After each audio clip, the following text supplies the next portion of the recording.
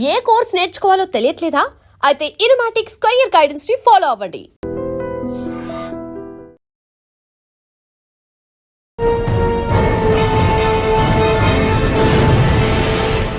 ఆర్ఎస్ఐగా డిపార్ట్మెంట్కి వచ్చి తర్వాత ప్రస్తుతం ఏసీపీగా ఉన్న అప్పలరాజు గారు శ్రీకాకుళం లాంటి ఏరియాలో పనిచేశారు, విశాఖపట్నంలో పనిచేశారు.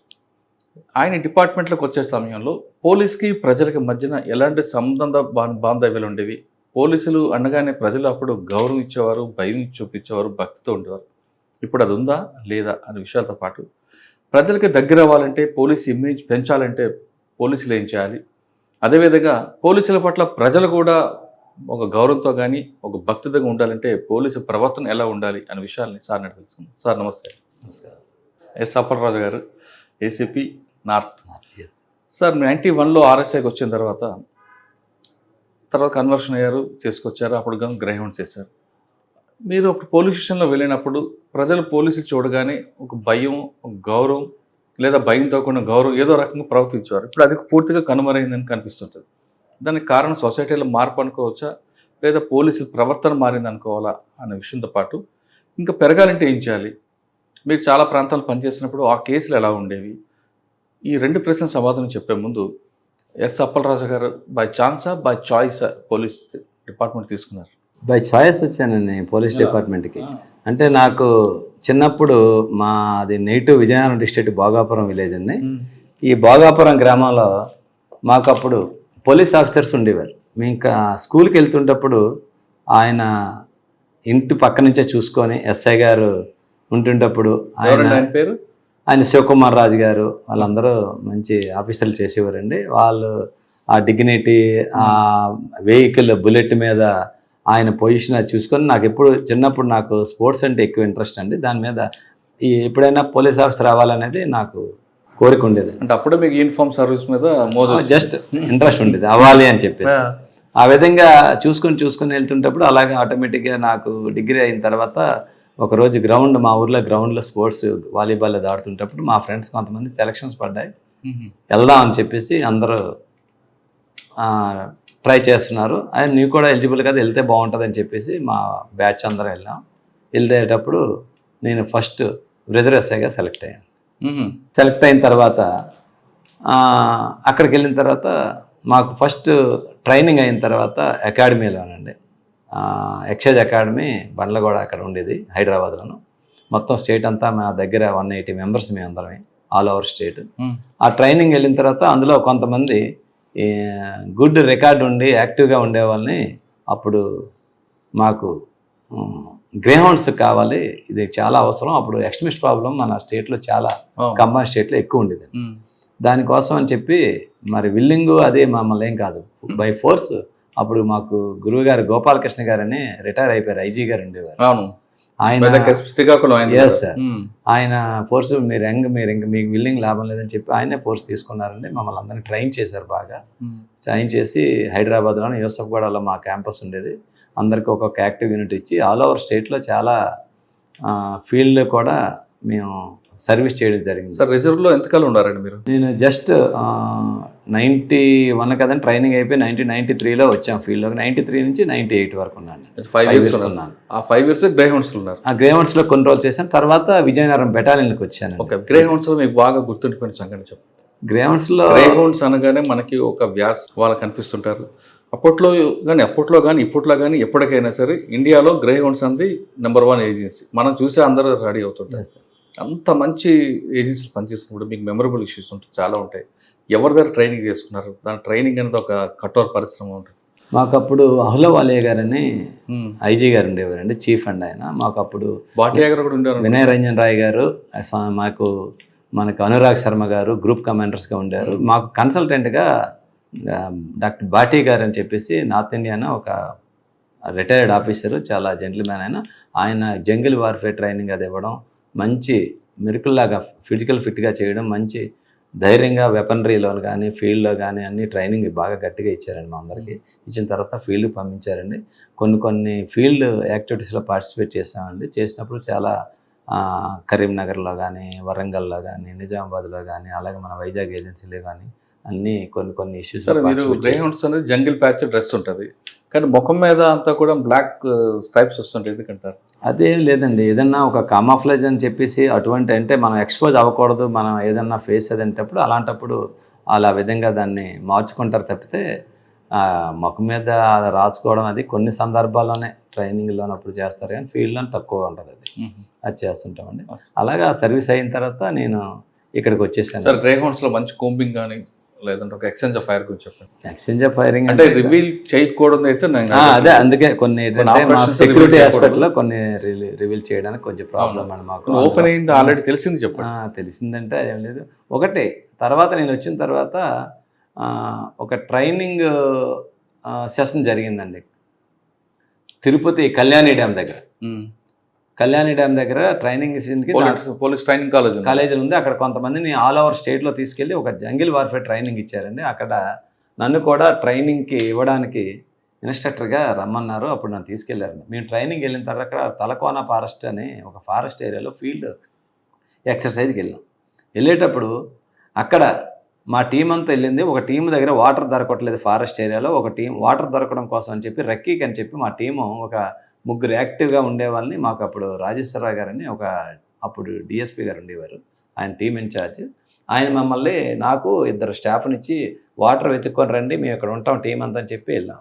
మేము అక్కడ వాటర్ ఎత్తడానికి కొంత దూరం వెళ్ళి వెతికి సెర్చ్ చేస్తుండగా వీళ్ళకి ఇక్కడ హంటర్స్ ఎవరో మొత్తం మీద ఎక్స్మిషన్ వీళ్ళకి వాళ్ళకి ఫైర్ అయిపోయి ఈ టీం మిస్ అయిపోయింది. మా దగ్గర వెపన్స్ తప్పితే ఇంకా ఏం లేవు. మ్యానుప్యాక్ ఉంది కానీ పనిచేయట్లేదు, డిస్కనెక్ట్ అయిపోయింది కమ్యూనికేషన్. ఈ believe it or not 4 nights 5 days ఫారెస్ట్లో ఉండిపోయాం. Heavy rain తట్టుకోలేకపోయాం. ఇంకా చనిపోయే పరిస్థితికి వెళ్ళిపోయినట్టు ముగ్గురమే. వీళ్ళందరూ వెళ్ళిపోయారు, ఒక సైడ్కి వెళ్ళిపోయిన టీము. వాళ్ళు మిస్ అయిపోయారు. మేము మిస్ అయిన తర్వాత ఎందుకు వీళ్ళు ఇక్కడ ఆ ప్లేస్లో మారారు, ఎవరో వచ్చారు. యాక్చువల్ తర్వాత వెరిఫికేషన్ తెలిసింది హంటర్స్ వచ్చారు. వీళ్ళు ఎక్స్మిషన్ అనుకొని వాళ్ళు ఫైర్ చేసుకున్న తర్వాత ఈ టీం ప్లేస్ మార్చుకొని వెళ్ళిపోయింది. మేము ఆ టీంలో లేము. తర్వాత వీళ్ళు ఏమనుకున్నారంటే వీళ్ళు మనతోటే అయిన వాళ్ళు ఎవరైనా ఎక్స్ట్రీమిస్ట్ చేయమో మన వాళ్ళు ముగ్గురిని ఏమైనా చేశారేమని చెప్పి మేము ఆల్మోస్ట్ చనిపోయామో అనుకొని డిసైడ్ అయిపోయి మా గురించి కొన్ని సెర్చ్ పార్టీస్ హైదరాబాద్ నుంచి వచ్చేసి ఫారెస్ట్ అంతా కోమింగ్ కూడా స్టార్ట్ చేసి లాస్ట్కి మేము 5th డేని అలాగ నడుచుకొని అలాగ ఆ జంగిల్లో అది యానిమల్స్ ఉంటాయి, థిక్ ఫారెస్ట్ ఒక ఏరియా చేరుకున్నాం 5వ రోజు. అది మాత్రం మాకు పునర్జన్మ కింద వచ్చినట్టు ముగ్గురికి. అప్పుడు నాకు మ్యారేజ్ అవ్వలేదు, కానీ అది ఆయన బాటీ గారు వచ్చి కౌగిలించుకొని ఫస్ట్ మేరా భగవాన్ అనుకొని నన్ను పట్టుకొని ఆయన బాబాగా స్వామికి దండం పెట్టారు. సార్ 5 రోజులు ఫుడ్ లేకుండా అలాగే ఉండిపోయాను సార్. ఎందుకంటే ఫిట్గా ఉండేవాళ్ళు. చాలా నాతో వెళ్ళి మొయినుద్దీన్ అని ఒక ఆయన, ఇంకొక అతను, ఇద్దరు. ఆ మొయినుద్దీన్కి అయితే వాళ్ళ చిన్న పాప మ్యారేజ్ అయింది. సార్ పాప వస్తుంది, చనిపోయే ముందు పాప గుర్తు వస్తుందని ఏడ్చేవాడు. అది చాలా అది తణుచుకుంటేనే. మీకు హంటర్స్ ఎదురయ్యారా? వాళ్ళకి కరెక్ట్ అయ్యారు సార్. ఎవరు మేము ఆ టైం అంతా అక్కడ ఉండిపోయింది. మేము వెళ్ళిపోయాం ముందుకి. వెళ్ళిపోతేప్పుడు వీళ్ళు ఏం చేశారు, వాళ్ళు ఎక్స్ప్రెస్ అనుకుని వీళ్ళ కాళ్ళకి ఫైర్ అయిపోయారు. వీళ్ళు ఇక్కడ ప్లేస్ షిఫ్ట్ అయిపోయారు. మేము సెర్చ్ చేసుకుని వాటర్ కోసం వెళ్ళి ఇక్కడికి వస్తే ఇక్కడ లేరు. వీళ్ళేమనుకున్నారు, వెళ్ళిపోయిన వాళ్ళు వాళ్ళ నుంచి ఫైర్ అయిన వాళ్ళు అందరూ వచ్చి వాళ్ళు ఎక్స్ప్రెస్ ఏమో మన వాళ్ళు కొట్టేశారేమో అనుకుని మా గురించి వెతికి వాళ్ళు ఒక డైరెక్షన్ వెళ్ళిపోయారు, మేము ఒక డైరెక్షన్ అయిపోయాం. పెద్ద ఫారెస్ట్ కదా సార్ తలకోన ఫారెస్ట్లో.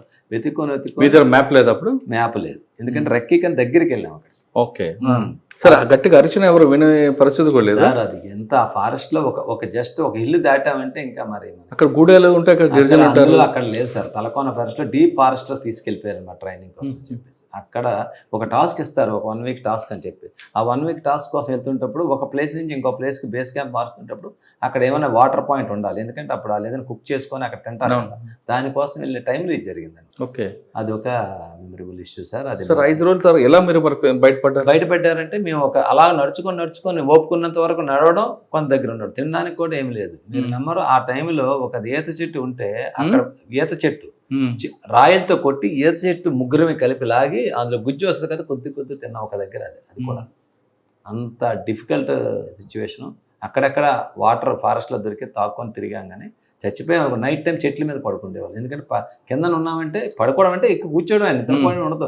అలాగా ఆ కొమ్మల మీద అలాగా ముగ్గురు ఏడ్చుకొని ఉండడం. అలాగే ఆ సిచ్యువేషన్ కానీ అది కళ వచ్చినా భయపడిపోతాం అనమాట. కింద ఉంటే జంతువులు రావచ్చు, కింద ఉంటే ఆ భయం, ఆ విధంగా అంటే మీరు మరి ఎలా ట్రేస్ చేయారండి వాళ్ళు? అలా లేదు, ఒక డైరెక్షన్ పెట్టుకొని అలా నడుచుకొని ఓపుకున్న ముగ్గురివి అలాగ వెపన్ ఉన్నాయి. ఏదైనా వస్తే ఎనిమల్ వస్తే ఫైర్ చేద్దాం. వెపన్లు మాత్రం సాఫిస్టికేటెడ్ వెపన్లు ఉన్నాయి ముగ్గురు చేతులు. మాకు ఆ ధైర్యం ఉంది. కాకపోతే ఏంటంటే వాళ్ళు ఎక్కువ మంది వచ్చి చుట్టుముట్టిస్తే చెప్పలేం, కానీ మేమైతే ఫైట్ చేయడానికైనా ప్రిపేర్ అయిపోయి ఉన్నాం. ఎంతవరకు అలాగెళ్ళారు? అలాగ నడుచుకొని 5వ రోజు ఒక రోజు మార్నింగ్కి వచ్చేప్పటికి ఒక లైటింగ్ ఫారెస్ట్ కలిపి ఒక పొలాలు కనిపిస్తున్నాయి.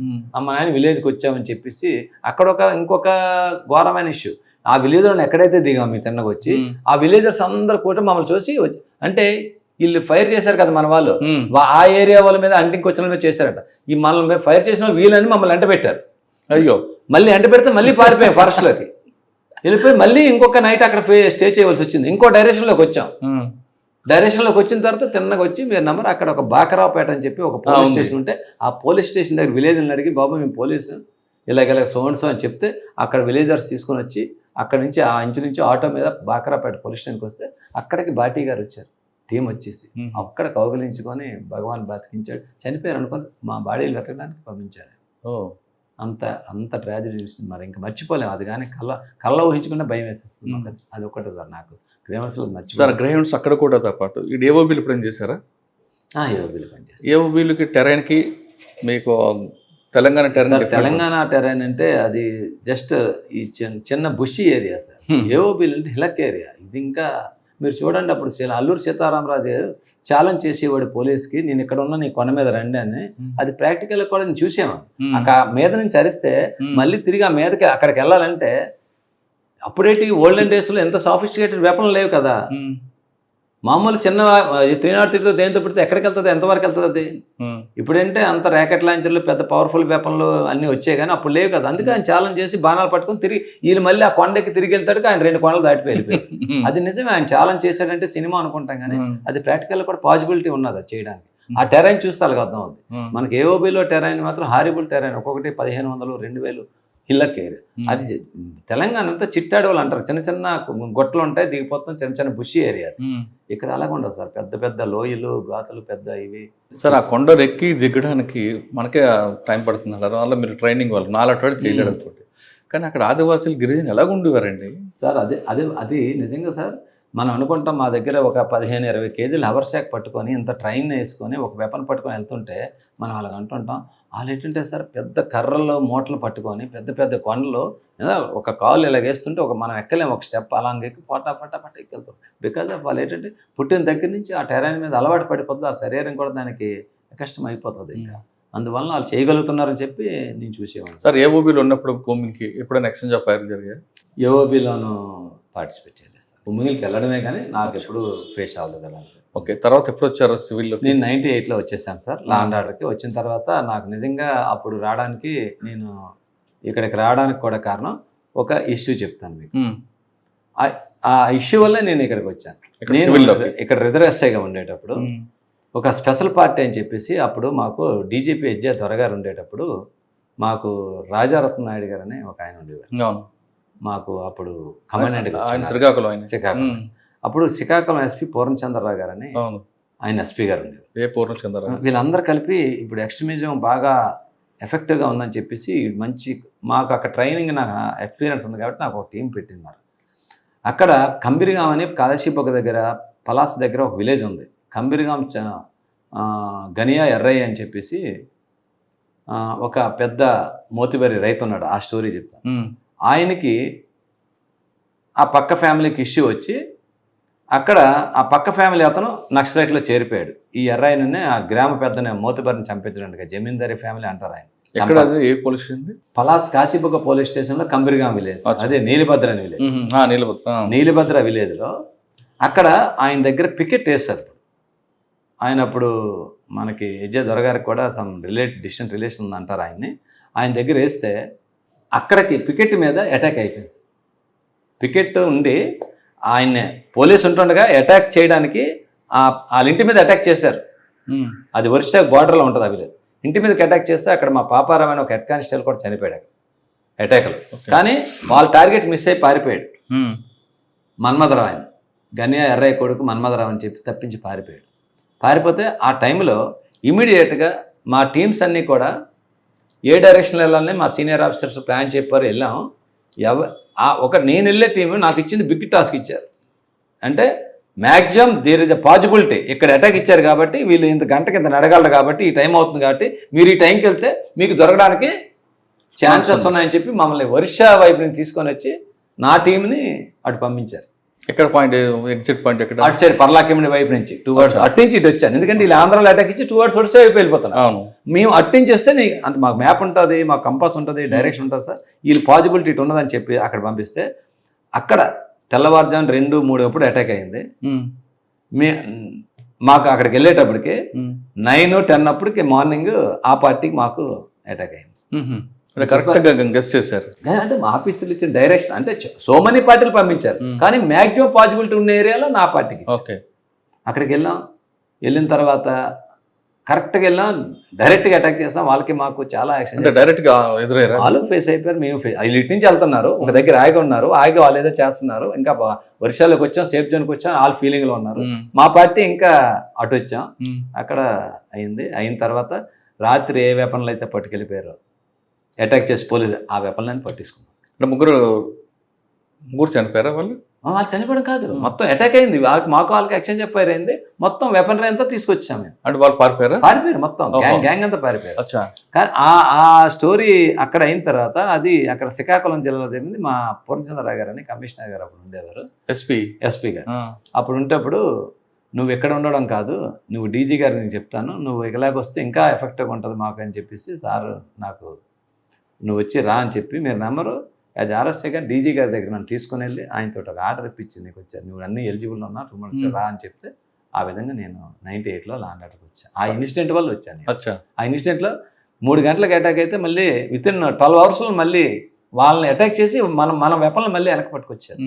అది నాకు మంచి క్యాష్ రివార్డ్ అది ఇచ్చారు డీజీ గారు. అక్కడ చాంబర్ పిలిపించి హైదరాబాద్లో ఇచ్చేదారు గారు. అదొకటి సార్. ఆ విధంగా వచ్చాను. వచ్చిన తర్వాత లాండ్ ఆర్డర్లో చాలా Mandasa police station, Narsipatnam. First posting ఎక్కడ? మందసా సార్. మందసాలో అప్పటికి ముందు మూవ్మెంట్ ఉంది కదా? బాగా ఉంది.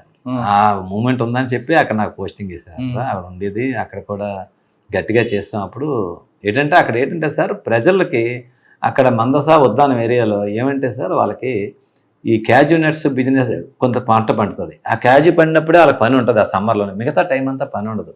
చాలామంది ఈ అండమాను కాండ్లాకి అటు వలస వెళ్ళిపోతుంటారు పాపం వాళ్ళు.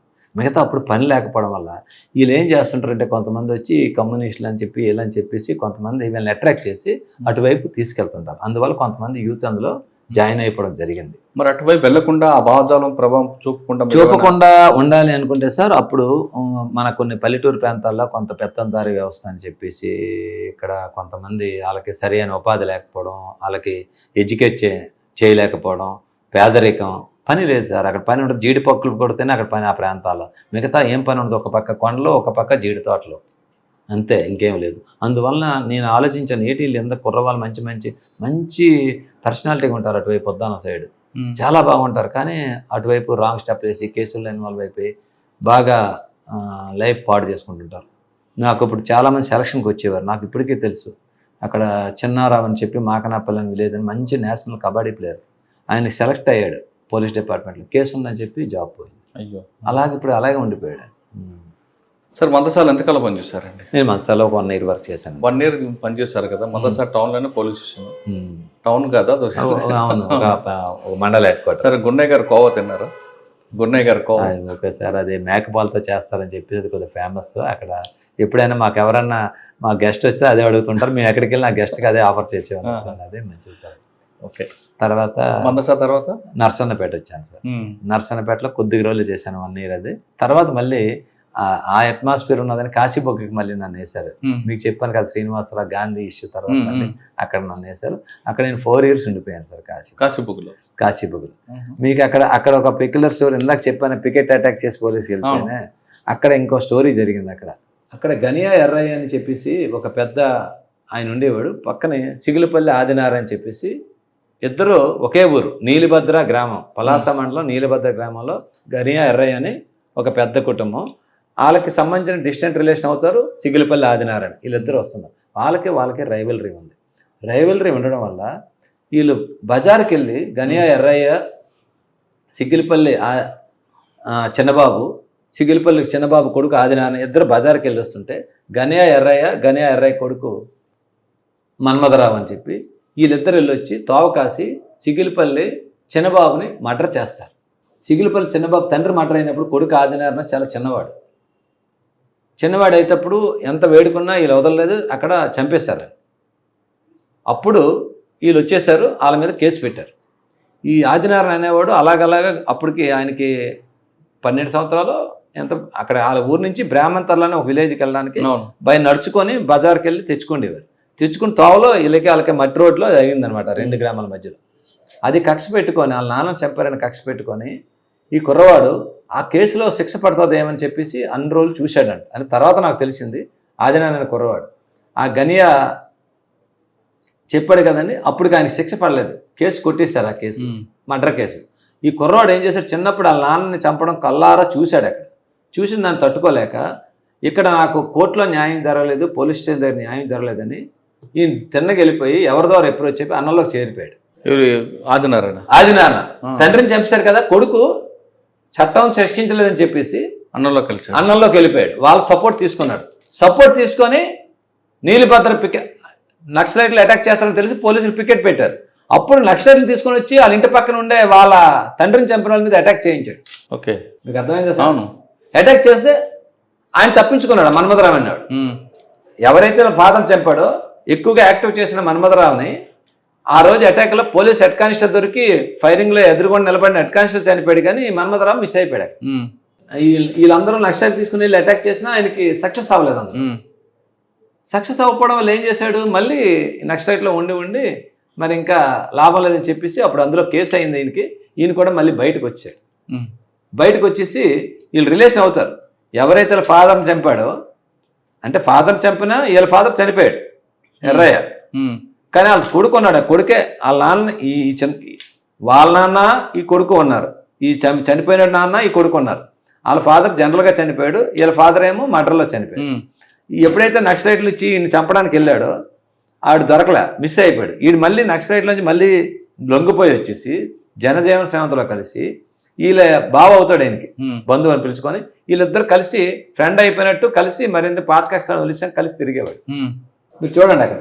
అప్పుడు నేను మళ్ళీ ఎస్ఐకి వెళ్ళాను అక్కడికి, కాశీబుక్ ఎస్ఐగా ఉండేటప్పుడు ఒకరోజు ఈ మన్మథరావు వాళ్ళ ఫ్యామిలీ వాళ్ళు ఫోన్ చేశారు, సార్ మన్మథరావు రాత్రి నుంచి ఇంటికి రాలేదు, ఎక్కడ ఉన్నాడో తెలియట్లేదు. రాత్రి నుండి రావడం ఇప్పుడు ఆదినారాయణ ఈయన కలిసే తిరుగుతున్నారు కదా, బండి మీద ఎప్పుడు కాశీబుక్ రావడం ఫ్రెండ్స్తో తిరగడం వెళ్ళిపోయాడు. ఆ మరుసటి రోజు వచ్చేసి నెక్స్ట్ డే వచ్చేప్పటికి ఆ చెరువులోని గేదెలు ఎప్పుడు వెళ్ళి చెరువులో తిరుగుతాయంట, కానీ ఆ చెరువులోకి వెళ్ళిన గేదెలని జంప్ చేసుకుని వచ్చేస్తున్నాయి. అక్కడ ఏదో తగులుతుంది వాటికి. వీళ్ళు కుర్రోలు వెళ్ళి చెక్ చేస్తే ఒక మోటార్ సైకిల్ ఉంది అందులో. మోటార్ సైకిల్ చూసేసరికి బయటికి లాగారు మోటార్ సైకిల్. సార్ ఇది మన్మథరావు మోటార్ సైకిల్ అని ఉంది. మాకు ప్రాబ్లం కదా, అరే మన్మథరావు మోటార్ సైకిల్ ఉంటే అమ్మ ఏదో జరిగిందని చెప్పేసి ఈ ఆదినారాయణ ఉన్నాడా లేడని చూస్తాడికి ఈడు అబ్స్కాండింగ్. మీకు డౌట్ వచ్చింది. అప్పుడు ఏమైందని చెప్తే అప్పుడు మొబైల్ ఫోన్లో లేక సార్ అది. ఇది మీకు అప్పుడు నేను చెప్తుంది ఎప్పుడంటే 2004. ఓకే, ఆ టైంలో. అప్పుడు శివధర్ రెడ్డి గారు మాకు ఎస్పీ గారు. అయితే వెతుకుతుంటప్పుడు ఇంకేం చేయాలి లేదు, ఏదో ఉంటుంది ఇక్కడ, ఏదో జరుగుతుందని చెప్పి అప్పుడు బాగా పొలాలు వరిసైన ఉడుపులు టైం అంటారు కదా, మనం నాట్లు వేస్తాం ఆ టైం. పొలాలు చెరువులన్నీ నుయ్యలన్నీ కూడా నిండిపోయి ఉన్నాయి. ఒక దగ్గర ఒక మనిషిని ఈడ్చినట్టు డ్రాగ్ మార్క్ ఉంది ఒక ఈ పొలాలు నాట్లు వేసిన మళ్ళీ. ఏదో జరిగింది. తిన్నగా అలాగా మా డాగులే వచ్చి తిన్నగా వెళ్తే ఆ నూతి దగ్గరికి వెళ్ళి ఆగింది. ఆ నూతి దగ్గరికి వెళ్ళి ఆగితే మొత్తం నీరంతా తోడిపించేస్తారు. వచ్చేస్తాను 2 ఇంజన్లు పెట్టించా, మొత్తం మీద తోడిపిస్తే అక్కడ తీసుకెళ్ళి వెళ్తే అక్కడ తల లేదు, కాళ్ళు లేవు, చేతులు లేవు, ఓన్లీ మొండేమో గోనికి చుట్టి గోన్లో రాయి పెట్టి ఉన్నది. మొత్తం మీద బయట ఇలా చూస్తాడికి తల లేదు, కాళ్ళు లేవు, చేతులు ఒక మొండెం ఒకటే. ఆశ్చర్యపోయాం, అర్థమైంది. ఎందుకంటే బాడీ మీద ఆయన పుట్టిమచ్చలు వచ్చేసి వాళ్ళ ఊరు పక్కనే మళ్ళీ నీలిభద్ర, ఆ మన్మథరావే. ఎవరైతే నక్సలైట్లు తింటే తప్పించుకున్నాడో ఆ మన్మథరావు తాలూకు ఇది. అదొక పెక్యులర్ స్టోరీ. ఎప్పుడు నేను అది చూడలేదు. మా డిపార్ట్మెంట్ చాలామంది దాని మీద ఎలా ఇంక్వెస్ట్ చేయాలి, మొండంకి ఎలా ఇంక్వెస్ట్ చేయాలని లీగల్గా కన్సల్ట్ చేసాం. అది అయిపోయి మొండాన్ని పోస్ట్ మార్టం పంపించాం. తర్వాత ఇంకో నుయ్యలు అలా చేసాం. ఒక నూతిలో చెయ్యలు దొరికాయి, ఇంకో నుయ్యిలో చూస్తే కాళ్ళు దొరికాయి, ఒక నుయ్యిలో హెడ్ దొరికింది. అది మాకు 5-6 రోజులు పట్టింది ఇవన్నీ. ఒక్కొక్క రోజు అంటే ఒక డెడ్ బాడీ దొరికితే ఒక రోజు ఇంక్వెస్ట్ చేసి పోస్ట్ మార్టం చేపిస్తాం. అలాగా ఒక్కొక్క పార్టీకి ఒక్కొక్కటి చేసుకెళ్ళాం ఆ రోజు ఆ కేసులో. ఎందుకండి రకరకాల అంటే ఒక కక్షగా చంపారనమాట. అంటే వాళ్ళు చిన్నప్పుడు చూసి చెప్పానే, వాళ్ళ ఫాదర్ని తోవలో వస్తుంటప్పుడు ఈడు వేడుకున్నా ఏడ్చినా వదలకుండా ఈయన చంపించాడని కోపం ఈ ఆదినారాయణ అతనికి. మళ్ళీ ఈయన వదలకూడదని చెప్పి ప్రాణం తెగించి నక్సలైట్లు కలిసి అటాక్ చేయించాడు చంపుదాన్ని. అప్పుడు కూడా ఫెయిల్ అయింది. ఇంకా ఆడ కక్ష ఇంకా తీరలేదు. తీరకుండా బయటకు వచ్చేసి వీడికి సరెండర్ అయిపోయినట్టు మనం కలిసిపోయాం బంధువులు కదా ఇంక మీకు మాకు లేవని 1 సంవత్సరం పాటు వీడితోటి కలిసి స్నేహంగా తిరిగాడు. తిరిగి ఒకరోజు రాత్రి ప్లాన్ చేసి వాడిని ఈ విధంగా బ్రోటల్గా కిల్ చేశారు. దొరికాడండి తర్వాత అక్కడికి వెళ్ళి పట్టుకున్న తర్వాత మాకు అప్పుడు హనుమంత్ అప్పయ్యదర్ గారని ఒక ఎంపీ ఎమ్మెల్యే గారు, డాక్టర్ గారు కూడా కదా ఆయన లాయర్ సార్, ఆయన ఫేమస్ క్రిమినల్ అడ్వకేట్. అప్పుడు వీడి గురించి ఎదుగుతున్నాం, ఎక్కడ దొరకలేదు.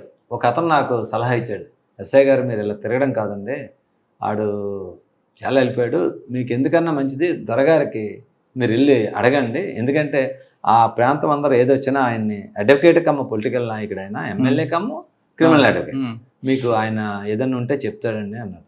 నేను వెళ్తేప్పటికి ఆయన నన్ను చూసి బాబు రా కూర్చొని వేసాను, నవ్వాడు ఆయన. సార్ ఏం లేదు ఎలాగంటే ఏం లేదు బాబు, ఆడు మీకు తెలియదు, అందుకు తొగమంతా మీకు తెలుసు కదా, ఎందుకు అనవసరంగా ఫస్ట్ నుంచి ఆ గొడవలు పడ్డారు, అనవసరంగా 2 కుటుంబాలు పాడైపోయి అని మాట్లాడు. సార్ అదేం లేదు అంటే మీకేమన్నా, నాకు లేదు బాబు ఎలాగ వస్తాడు, లేదు సార్ కొంచెం చూడండి దొరకట్లేదు. ఆయన లాస్ట్కి అంటే నేనంటే నిజంగా ఆయన మా సీనియర్ ఆఫీసర్ అప్పుడు సిఐ గారిని డిఎస్పీ గారిని ఆయన నమ్మేవాడు కాదు, కానీ నేనంటే ఆయన బాగా విలువ చేసేవాడు, నాకు పిలిచేవాడు. సార్ ఏం లేదు, నువ్వు ఒక మాట చెప్పు, నువ్వు ఆయన కొట్టనునంటే నాకు ఇప్పుడు లేడు, ఒక ల్యాండ్లైన్కి అయితే మనం మాట్లాడాడు, నాకు టచ్లోకి వస్తాడు, నేను చెప్తాను, కొట్టనని మీరు మాట ఇవ్వగలరా ఎస్ఐ గారు అని అడిగారు. సార్ నేను చెప్తాను సార్ అంటే నాకు మళ్ళీ భయం వేసింది, ఎందుకంటే ఈయన మళ్ళీ ఎస్పీ గారు మాట్లాడు సార్ వచ్చి ఎందుకు ఆయన కొట్టడం ఎందుకు, మన ఇన్వెస్టిగేషన్ యాజ్ పర్ లా మనం చేసి పంపిస్తాం, ఓకే నువ్వు తీవండి. అప్పుడు ఆడ ఇంతకుముందు నక్సలైట్లో కలిసి వచ్చాడు, అది కూడా ఒక ట్రాజడీ. మీరు ఒక్కరే వెళ్ళాలి, మీరు ఒక్కరే వెళ్ళి పలానా జంక్షన్ దగ్గరికి వెళ్ళాలి, ఆడొచ్చి మీకు కలుస్తాడు ఆదినారాయణ, మీరు ఒక్కరు తీసుకురాలి. ఇటు ఆడే నక్సలైట్లు కలిపి వస్తాడు ఏదో వస్తాడని చెప్పి నేను వెనకాతలో 4 పెట్టుకుని ఒక పొలాల దగ్గరికి వెళ్ళి, ఎక్కడ శ్రీకాకుళం దగ్గర మనకి ఆర్చ్ ఉంటుంది, కొత్త బ్రిడ్జ్ ఆర్చ్ దగ్గర, ఆర్చ్ దగ్గర అవతల రోడ్డు అవతల హైవే పక్కనే మీరు కారు ఏ నెంబర్లో ఆగుంటారో ముందు చెప్పమన్నారు ఈయనకి. ఎమ్మెల్యే గారు చెప్తే ఈయన చెప్పారు ఈ కారులో వస్తారు, ఆయన ఒక్కరే ఉంటారు, నువ్వు రా అని. మీరు నెంబర్ సార్ రాత్రి 7:30 అవుతుంది, ఆ లైటింగ్లో తిన్న కారు నడిచి వచ్చి నా కాలు పట్టించుకున్నాడు. అది చెప్పాడు, ఎందుకు ఆదరణ ఎలా చేసామంటే సార్ నేను చిన్నప్పుడు కాలు పట్టుకుంటాను, వాళ్ళ నాన్న ఆగాడు కానీ ఈడే మా నాన్న గొడ్డలతో నరికాడు సార్ మన్మధరావు. అప్పటి నుంచి నేను చేయకుండా మా అమ్మకాయ చూస్తుంటే నాకు ఏడుపు వచ్చేది సార్. వాళ్ళ మదర్ కూడా అండి, వాళ్ళు ఒక నిజంగా సినిమాలో చూస్తాం కదా, జడ కూడా వేయలేదు ఆవిడ. తర్వాత ఈడు మర్డర్ అయిన తర్వాత ఈడు తిరుపతికి వెళ్ళిపోయాడు, ఈడు ఎమ్మెల్యే గారితో మాట్లాడించుకొని తిరుపతి వెళ్ళిపోయాడు. వాళ్ళ మదర్ అప్పుడు జడ వేసుకున్నదంట ఆవిడ. అంత ఎన్ని సంవత్సరాలు పట్టింది చూడండి, దగ్గర ఒక 15 సంవత్సరాలు ఆ విధంగా ఫేస్ చేసి, చిన్నప్పుడు 10-12 సంవత్సరాలప్పుడు తండ్రి మర్డర్ చూసి 25-26 ఇయర్స్ వచ్చిన తర్వాత ఆ తండ్రిని చంపినవాడిని చంపాడు. అంటే పాము పాక కన్నా వీడికి ఎక్కువ ఉంది. చెప్పాడు, వచ్చేది నాకు చెప్పాడు క్లియర్గా. అప్పుడు ఏం చేశాడు, ఎలా చంపావు చెప్పాడు. అప్పుడు నువ్వు దేంతో చంపావు, ఎడ్లు కట్టాడు, అవన్నీ కలిపి ఇంకో చెరువులు వేసాడు, అవి తోడించి. మీరు చెప్పారా 6 చెరువులు తోడించారు, మీరు నమ్మరు. వర్షాకాలం నుయ్యులు 6 ఒక పెద్ద చెరువులాగా ఉంటుంది, అందులో పడేసాడు. కత్తులు తప్పంచా ఒకటి వ్యాపారం, అవి కూడా దొరికేసాయి. నిజంగా అది ఒకటి నాకు సాటిస్ఫై. ఆ కేసు చూశాక ఎలా చంపాడట, ఇంకొక పెక్యులర్ వీడికి ఒక ఫ్రెండ్ ఉన్నాడు, వాడొచ్చి మాకు ఇంక్వెస్ట్లను ఆడే ఒక పెద్ద మనిషిలా తిరిగాడు. ఎవడు ఈ మనిషిని చంపినాడే, ఈ 5 చేసినప్పుడు వాడే వీడికి ఆ ఊరోడు కాబట్టి ఫ్రెండ్ అంటాం సార్, అన్యాయం సార్. వీడికి ఫ్రెండ్, వీళ్ళిద్దరు ఫ్రెండ్స్ కదా, వీళ్ళిద్దరు కలిపి ఆడు ఉండేవాడు. మటర్ కేసులు కూడా ఉన్నాడు ఆడు మాకు పంచాయతీదారులుగా యాక్ట్ చేశాడు. మళ్ళీ చెప్పడం అదొక పెక్యులర్. మళ్ళీ తర్వాత ఆయన అరెస్ట్ చేసాం. వీడు వచ్చిన తర్వాత చెప్పాడు ఏమేమి జరిగింది, ఎవడు పట్టుకున్నాడు, ఎవడు ఆడు ఒప్పించుకున్నాడు జరిగిందని. అది ఒక కేసు. కానీ కరెక్ట్ మీరు మాట్లాడారు కదా సార్, చంపిన తర్వాత ఒక్కొక్క పార్ట్ ఒక్కొక్క నుయ్యిలో వేయడం, అది అంతా ఆడికి దొరకకూడదని రాయలు కట్టేశాడు సార్. ఆడు రాయలు కట్టేసి వేసాడు, కరెక్ట్ బాడీని మొత్తం వేయకుండా పార్ట్ కసి అలా చంపాలని చెప్పి నేను అడిగాను, ఎందుకు అంత మోటలుగా అంటే, సార్ ఇంకా ఆయన మామూలు చంపకూడదు సార్, మా నాన్నని మీకు తెలియదు సార్, నేను కాలు పట్టుకొని ఏడుస్తాను, కాలుతో తన్నేశాడు సార్, నేను పొలంలో తుల్లిపోయాను సార్. అప్పుడు ఆడు 12 సంవత్సరాల బాయ్. అప్పుడు సార్ ఇప్పుడు మీరు అడగలేపారా, ఇదే మన్మధరావు ఆదినారాయణని మన్మధరావు కొడుకు మళ్ళీ పొగ పెట్టుకున్నాడు. అదే నేను అడిగాను. ఆడు అన్నాడు సార్, మీరు చంపిస్తే చంపేయండి సార్, నేను వెంకటేశ్వర స్వామి దగ్గరికి వెళ్ళిపోయాను సార్, వెళ్ళిపోయాడు చెన్నై ఎక్కడికి వెళ్ళిపోదాం అనుకున్నాడట. అక్కడ తిరుపతిలో గుండు కొట్టించుకున్నాడు. తిరుపతి వెళ్ళిపోయి చెన్నై సైడ్ ఎక్కడ పనికి వలస వెళ్ళిపోదాం అనుకున్నాను సార్, ఇంకా నాకేముంది సార్, నాకు జీవితం లేదు ఇంకా అలాగా అనుకొని వెళ్ళిపోతే దొరగారు నీకేం అవ్వదు రా అని చెప్పి నాకు పిలిచారు సార్, మీ గురించి చెప్పారు సార్, కొట్టర్లేని కానీ అంటే వచ్చాను సార్, మీరు చంపేయండి సార్, తప్పు అన్నీ చెప్పారు సార్. తర్వాత కన్విక్షన్ వచ్చిందండి. ఆ కన్విక్షన్ అంటే కేసులో వీళ్ళు మళ్ళీ కాంప్రమైజ్ అయిపోయారు. ఇప్పుడు ఉన్నాడు మన్మధరావు అన్నయ్య ఉన్నాడు తేజేశ్వరరావు అని చెప్పేసి. చౌదరి తేజేశ్వర కాదు కదా, తేజేశ్వరరావు కాదు, గనియా తేజేశ్వరరావు అని వీళ్ళ అన్నయ్య ఉన్నాడు. ఆయన కొంచెం ఈ తమ్ముడు పార్టిసిపేట్ చేసి అన్నయ్య లేదు, అయిపోయి 2 కుటుంబాలు ఈడు చంపుకున్నాడు మీ నాన్నని, నువ్వు వీళ్ళు చేస్తావు ఇప్పటికైనా కలిసి ఉన్నాడు ఏదో వాళ్ళు మాట్లాడుకున్నారని విన్నాను. తర్వాత నాకు కానీ ఇప్పటికి తగ్గిద్దా ఇంకొంత కంటిన్యూ? మరి ఇప్పటికైతే 10 నెలలు అక్కడ ఉన్నారు కానీ నాకు తెలిసి 2 ఫ్యామిలీస్కి కూడా దాని టేస్ట్ చూశారు. ఎక్కడి వరకు వెళ్ళిపోయారు చూశారు కదా, మావోయిస్టులు తీసుకొచ్చి అటాకులు చేసుకున్నాం అంతవరకు వెళ్ళిపోయారు. ఆ ఇష్యూ మీకు అర్థమైంది కదా సార్ స్టోరీ. అది ఆ స్టోరీ ఒకటి నాకు కాశీబొగ్గలో ఒక ఎక్స్పీరియన్స్ సార్ చేశారు. కాశీబొగ్గ దగ్గర ఇంకొక ఊరు ఉంటుంది మావోయిస్టుల ప్రభావిత ప్రాంతం, అక్కడ ఎక్కువగా స్తూపాలు కూడా కనిపిస్తుంటాయి. బొడ్డపాడు ఆ ఊరి మీద మీ ప్రభావం చూపించారు. బొడ్డపాడు అక్కడ ఉన్నారు సార్. ఇప్పుడు నాకు తెలిసి అక్కడ త్రిలోచనరావు అని చెప్పేసి, ఆడ బొడ్డు సుధాకర్ అని చెప్పేసి, ఆ పెద్ద మనుషులు ఆకు వెంకట్రావు, వీళ్ళందరూ నాకు తెలుసు సార్. నాతో నేను డైరెక్ట్గా వాళ్ళతో వెళ్ళేవాడిని. వాళ్ళకి ఏంటంటే పూర్వం ఆ సిద్ధాంతాలు నమ్మేవారని చెప్పున్నారు కానీ ఇప్పుడు అంతా ఎడ్యుకేట్ అయిపోయారు సార్. ఇప్పుడు అటువైపు ఎవరు వాళ్ళు ఇప్పుడు ఉన్న యూత్ అది వెళ్ళట్లేదు, అంతా డెవలప్ అయింది సార్ ఆ ఏరియా అంతా కూడా. పూర్వం వాళ్ళు ఏంటంటే ఒక విధమైన ట్రాన్స్లో ఉండేవారు, వీళ్ళంతా మనకి భూస్వాములు బడాబాబులు మన న్యాయం చేయరని అంటారు. కానీ ఇప్పుడు ఆ పద్ధతులు మారే, పబ్లిక్గా ఎలక్షన్లో పార్టిసిపేట్ చేస్తున్నారు. ఆడ మాకనాపల్లి అని, బొడ్డపాడు అని, మామిడిపల్లి అని చెప్పేసి ఇవన్నీ విలేజ్లన్నీ కూడా మీకు పలాసలో 5 పంచాయతీలు ఉంటాయి, రంగోయి, మాకనాపల్లి, ఈ వీళ్ళ బొడ్డపాడు, ఈ పంచాయతీలన్నీ కూడా డెవలప్ అయ్యాయి సార్. అందరూ కూడా చదువుకుంటున్నారు, చాలా మంది ఇప్పుడు ఉద్యోగాలు కూడా చేసుకుంటున్నారు. కాకపోతే ఏంటంటే వలస వెళ్ళిపోతుంటారు, ఎందుకంటే వాళ్ళు జీడి పంట కొబ్బరి పంట తప్పితే ఇంకా ఆధారం లేదు. అందువల్ల ఎక్కువ మంది వలస వెళ్ళిపోయి బతుకుతుంటారు ఆ ప్రాంతంలో, ఎక్కువ వద్దాన ప్రాంతం. సార్ తర్వాత ఎక్కడికి వచ్చారండి? నేను కాశీబొగ్గ అయిపోయిన తర్వాత శ్రీకాకుళం 2 టౌన్కి వచ్చాను. శ్రీకాకుళం 2 టౌన్లో కొన్ని రోజులు చేశాను. అది టౌన్ అట్మాస్ఫియర్ అంతా మీకు తెలుసు. అయిన తర్వాత విశాఖపట్నం 2 టౌన్ కొన్ని రోజులు వచ్చాను. సార్ శ్రీకాకుళం టౌన్లో మీకు మెమరబుల్ చెప్పండి. రౌడీజం కనిపిస్తుంటుంది, బలగా మీకు అక్కడ బలగా అక్కడ రౌడీజం ఉన్నారు సార్. అక్కడ ఆర్మర్ డెకాయిటీస్ అవి మీకు పులిటి తాలాడని చెప్పేసి క్రిమినల్ గ్యాంగ్స్ ఉంటాయి సార్. మీకు అక్కడ హాస్పిటల్ పక్కనే మీకు శాంతినగర్ కాలనీ అవి ఉంటాయి. ఆ పక్కకు వచ్చి కొన్ని గ్యాంగ్స్ ఆపరేట్ చేశాయని చెప్పేసి మేము ఉంటప్పుడు కూడా 2-3 అటెంప్ట్లు చేశారు, గొడవలు అయ్యి. వాళ్ళని మీకు ఆ పులిటి తాళాల్లో చాలామంది అలా ఒక ప్రొఫెషనల్గా ఒక గ్యాంగ్ నైట్ అయితే ఒక బ్యాచ్ బయలుదేరి వెళ్తుంటారు. ఆ గ్యాంగుల విషయంలో ఒక 2-3 ఇష్యూలు వెళ్ళాం ఆ విలేజ్లో. అక్కడ ఏంటంటే ఈ క్రిమినల్స్ అందరూ కూడా రేపొద్దున దొంగతనం చేయకుండా వాళ్ళందరినీ పోలీస్ స్టేషన్ దగ్గర పడుకోబెట్టడం, వాళ్ళు ఎవరు ఆబ్సెంట్ అయ్యారు లేయడం, అక్కడ ఉన్న లోకల్ అక్కడ ఎస్ఐ గారు వాళ్ళు అది చేస్తుండేవారు. ఈ రోజు మీ స్టేషన్లో ఎవరు మేము మిస్ అయ్యారని చెప్తే ఆడి నేరం చేసి ఉంటారని మాకు ఐడెంటిఫై అయ్యేది. కానీ సమ్మర్లో వాళ్ళు ఎక్కువ ఏంటంటే వాళ్ళు రెల్లీ కమ్యూనిటీ అవ్వడం వల్ల వాళ్ళు ఎక్కువ తోటలు కొనుక్కొని సమ్మర్లో మామిడి తోటలోకి వెళ్ళిపోతారు. దాన్ని అడ్వాంటేజ్గా తీసుకొని పగలంతా తోట పని చూస్తారు, రాత్రులు దొంగతనాలు వస్తుంటారు. ఆ విధంగా వెళ్తుంటప్పుడు మీరు నెంబర్ మాకు ఒక సీన్లోను ఒక చిన్నబాడం అని కాశీబొగ్గల దగ్గర ఒక విలేజ్ ఉండేటప్పుడు ఆ విలేజ్ దగ్గర నేరం అయినప్పుడు ఒక మన గావంచ దాన్ని ఏమంటారు సార్, ఎర్రది ఉంటుంది కదా, అది ఒకటి దొరికింది. నేనేం చేశాను, అక్కడికి వెళ్ళి ఆ విలేజ్ దగ్గరికి వెళ్ళి పులిటి విలేజ్లోకి, బాబు ఇది ఎవరిది ఉందో చూడండి, నా నెంబర్ కూడా నా స్కూల్ డోర్ మీద రాసి వచ్చాను, మీరు నెంబర్ సార్ 2 days తర్వాత సార్ మీ దగ్గర నేరం చేసిన పలానా వాళ్ళు సార్, మీరు వాళ్ళు పట్టుకుంటే మీకు వచ్చేది అన్నారు. ఆడు ఫోన్ చేశాడు ఒక అతను, అప్పుడు మొబైల్ వచ్చాయి నా ఫోన్ చేశాడు 2 townలో వెళ్ళి పట్టుకుంటే అప్పటికి ఆడు మొత్తం సార్ మా బ్యాచ్ అంతా ఏమైనా చేసాం సార్. శ్రీకాకుళంలో మనకి ఇక్కడ అడపాక అని విలేజ్ ఉంటుంది, అదపాక అది సెటిల్మెంట్ ఏరియా. వాళ్ళ మూమెంట్ ఎక్కువ శ్రీకాకుళం ఉంటుందా చుట్టుపక్కల ఉండేది? వాళ్ళు ఎక్కువ ఇప్పుడు హైవేకి వస్తారు సార్, లారీ ఎక్కిపోతారు. లారీ ఎక్కిపోయి హైవేలోనే ఏదో ఒక విలేజ్ దగ్గర దిగిపోయి హైవే పక్కన ఉన్న విలేజ్ల మీద వాళ్ళు ఏంటంటే బాగా ఫిట్గా ఉంటారు, షార్ట్లు వేసుకుంటే ఈ పంచిన లింగిని ఇలా కడతారు కదా, ఫిట్గా కట్టించుకొని ధన్మని వస్తారు. అవసరమైతే మనం ఆ టైంలో పట్టుకుంటే అటాక్ కూడా చేస్తారు మనకి. సార్ అప్పుడు ఒంటికి బయలుదేరేటప్పుడు అంటే మనం ఎవరైనా క్యాచ్ చేస్తే మనకు దొరకకుండా అది కూడా చూసాం సార్. బయటికి వెళ్ళేటప్పుడు కోడ్ని కోసం వెళ్తారా? మరి అది అన్ని మా సీనియర్స్ అనేవారు కానీ నేను ఎప్పుడు ఫిజికల్గా చూడలేదు, ప్రాక్టికల్గా అలా అన్నాం కానీ విన్నాం కానీ చూడలేదు. కానీ వెళ్ళడం మాత్రం గ్రూప్ లారీ ఎక్కుతారు, లారీ ఎక్కి ఏదో జంక్షన్లో దిగుతారు, ధన్మని 1-2 ఇల్లు అటాక్ చేసుకొని ధన్మని వచ్చి మళ్ళీ ఎక్కి లారీ రోడ్డు మీదకి వెళ్ళిపోయి లారీ ఎక్కి మళ్ళీ తిరిగి వెళ్ళిపోతుంది. అది వాళ్ళ ప్రొఫెషన్. శ్రీకాకుళం తర్వాత శ్రీకాకుళం తర్వాత వైజాగ్ 2 టౌన్కి వచ్చాను సార్. అక్కడ కొద్ది రోజులే అది కౌముది గారు మాకు కమిషనర్ గారు. వేసు కౌముది గారు. ఆ కౌముది గారి టైంలో చేశాను. ఆ టైంలో నాకు మళ్ళీ ప్రమోషన్ వచ్చేసింది సార్. ప్రమోషన్ వచ్చి మళ్ళీ అక్కడ పలాసలో మున్సిపల్ ఎలక్షన్ చేశాను నేను ఎస్ఐగా. నన్ను కావాలని చెప్పి మనీష్ కుమార్ సిన్హా గారు అక్కడికి నన్ను వేయించారు సార్. ఆయన ఫోన్ చేశారు, నీ ప్రమోషన్ వస్తుంది కదా, are you willing to come to Kasibugga again అన్నారు. సార్ మీరు చెప్తూ వచ్చేస్తున్నాను. మీరు రెండోసారి కాశీబుక్కి మళ్ళీ సీఏకి వెళ్ళాను సార్. సీఏకి వెళ్ళారు కదా. ఇప్పుడు మార్పు వచ్చింది ఆ ప్రజల్లో. మీరు చెప్పిన ఆది నారాయణ అందరూ ఎలా ఉన్నారు అప్పుడు? వాళ్ళు అప్పటికి కేసులు పడుతున్నారు, అదంతా రియలైజ్ అయ్యేవారు, మొత్తం మీద మారారు సార్. అంటే క్రైమ్ తగ్గింది అప్పుడు? క్రైమ్ అక్కడ ఏంటంటే సార్, మీకు కాశీబొగ్గర శ్రీకాకుళం నేను అక్కడ అబ్జర్వ్ చేసింది ఏంటంటే, నార్త్ ఇండియా నుంచి వచ్చేటప్పుడు ఆల్ ఎక్స్ప్రెస్ ట్రైన్స్ అన్ని కూడా అవుతాయి సార్. ఫస్ట్ ఏపీలోకి వచ్చిన తర్వాత అక్కడ అడ్వాంటేజ్ ఏంటంటే రైల్వే కాలనీస్ అవన్నీ ఉంటాయి. అక్కడ ఈ ఎంప్లాయీస్ పిల్లలందరికీ ట్రైన్ ఫ్రీ. మాట్లాడితే ఇటు వెళ్ళిపోయాడు వెళ్ళిపోతారు, కురద వెళ్ళిపోతారు, బెంగాల్లో వెళ్ళిపోతుంటారు, అక్కడికి మనకి బరంపూర్ వెళ్ళిపోతుంటారు. ఇంకిష్టమైనట్టు వరుస అక్కడ బెంగాల్ ఆ టౌన్లోకి వెళ్ళిపోవడం.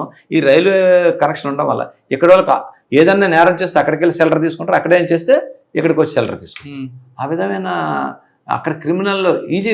అంటే డబ్బులకి నేను చూశాను, 10,000కి మర్డర్ చేసిన కేసులు కూడా చూశాను సార్. అంత దారుణంగా వాళ్ళు చిన్న విషయంకే ఈ ఎంగేజ్ చేసుకొని చంపేస్తుంటారు. అలాంటివి చేస్తాం. చాలా ఆ రౌడీయిజం కూడా చాలా కంట్రోల్ చేస్తాను సార్. గట్టి కొట్టేస్తారు. అంటే మన అన్నకు చెప్పకూడదు కానీ మామూలు కాదు. శివధర్ రెడ్డి గారు కూడా ఒకసారి అయితే ఆయన వచ్చి రౌడీలందరినీ ఫాలోయింగ్ చేయించి నేను ఎస్పీని, ఇక మా ఎస్ఐకి ఇన్స్ట్రక్షన్స్ ఇస్తాను, మీకు బంద పెట్టేస్తారు చూసుకోండి. బంద్ అంటే తెలంగాణ బాధలు తెలుసాను కూడా అడిగా అని చెప్పారు సార్. అంత ధైర్యంగా ఆ రోజుల్లో చెప్పారు. తగ్గి మారారు, గట్టిగా మారారు సార్. ఏంటంటే యాక్చువల్గా అక్కడ పేదరికం, కొన్ని దీని మీద నేరాలకి ఈజీ మనీ ఉన్నారు. గట్టిగా మనం ఫర్మ్గా చేస్తుంటే అక్కడ అది జరిగేది సార్. అది అక్కడ బాగా సార్. మందసాల గున్నయ్య గారు కోవ తిన్నారు, మరి పలాస జీడిపప్పు తిన్నారు. పలాస జీడిపప్పు సార్, క్యాజు వాళ్ళంతా కూడా క్యాజు బిజినెస్. అక్కడ పలాసలో కాశీబొగ్గలు ఉందంట సార్.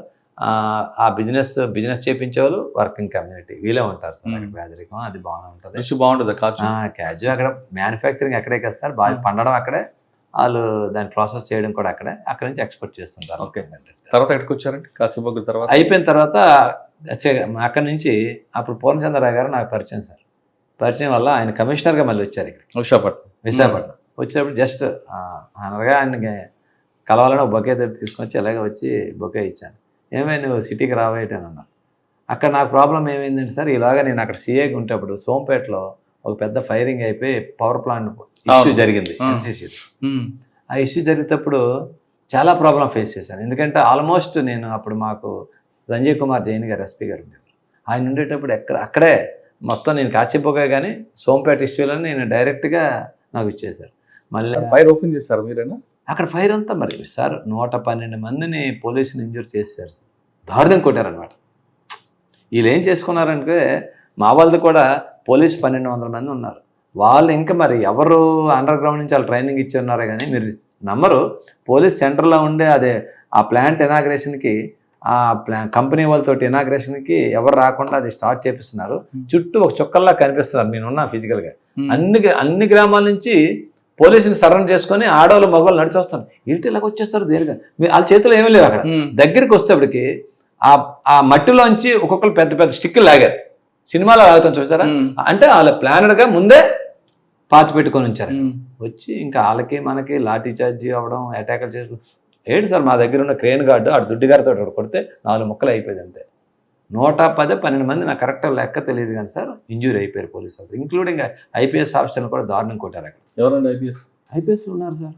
ఇప్పుడు మాకు మా అనంతపురం డిఐజీ మేడం గారే ఉన్నారు. ఇప్పుడు శ్యామ్ సుందర్ గారు అని ఇప్పుడు తెలంగాణకి వెళ్ళిపోయారు, ఆయన కూడా ఉన్నారు. ఇష్యూలు అందరికీ సార్, అందరికీ హెల్మెట్లు కూడా బ్రేక్ అయిపోయి చాలా ఇంజురీస్ అయిపోయి అందరికీ, అంత దారుణం కొట్టారు. అప్పుడు వాళ్ళని ప్రొటెక్ట్ చేసుకోవడం కోసం వాళ్ళు ఫైర్ చేయవలసి వచ్చింది. కొంతమంది అక్కడ ఆఫీసులు చేసేటప్పటికి అందులో చనిపోయారు కొంతమంది అక్కడ.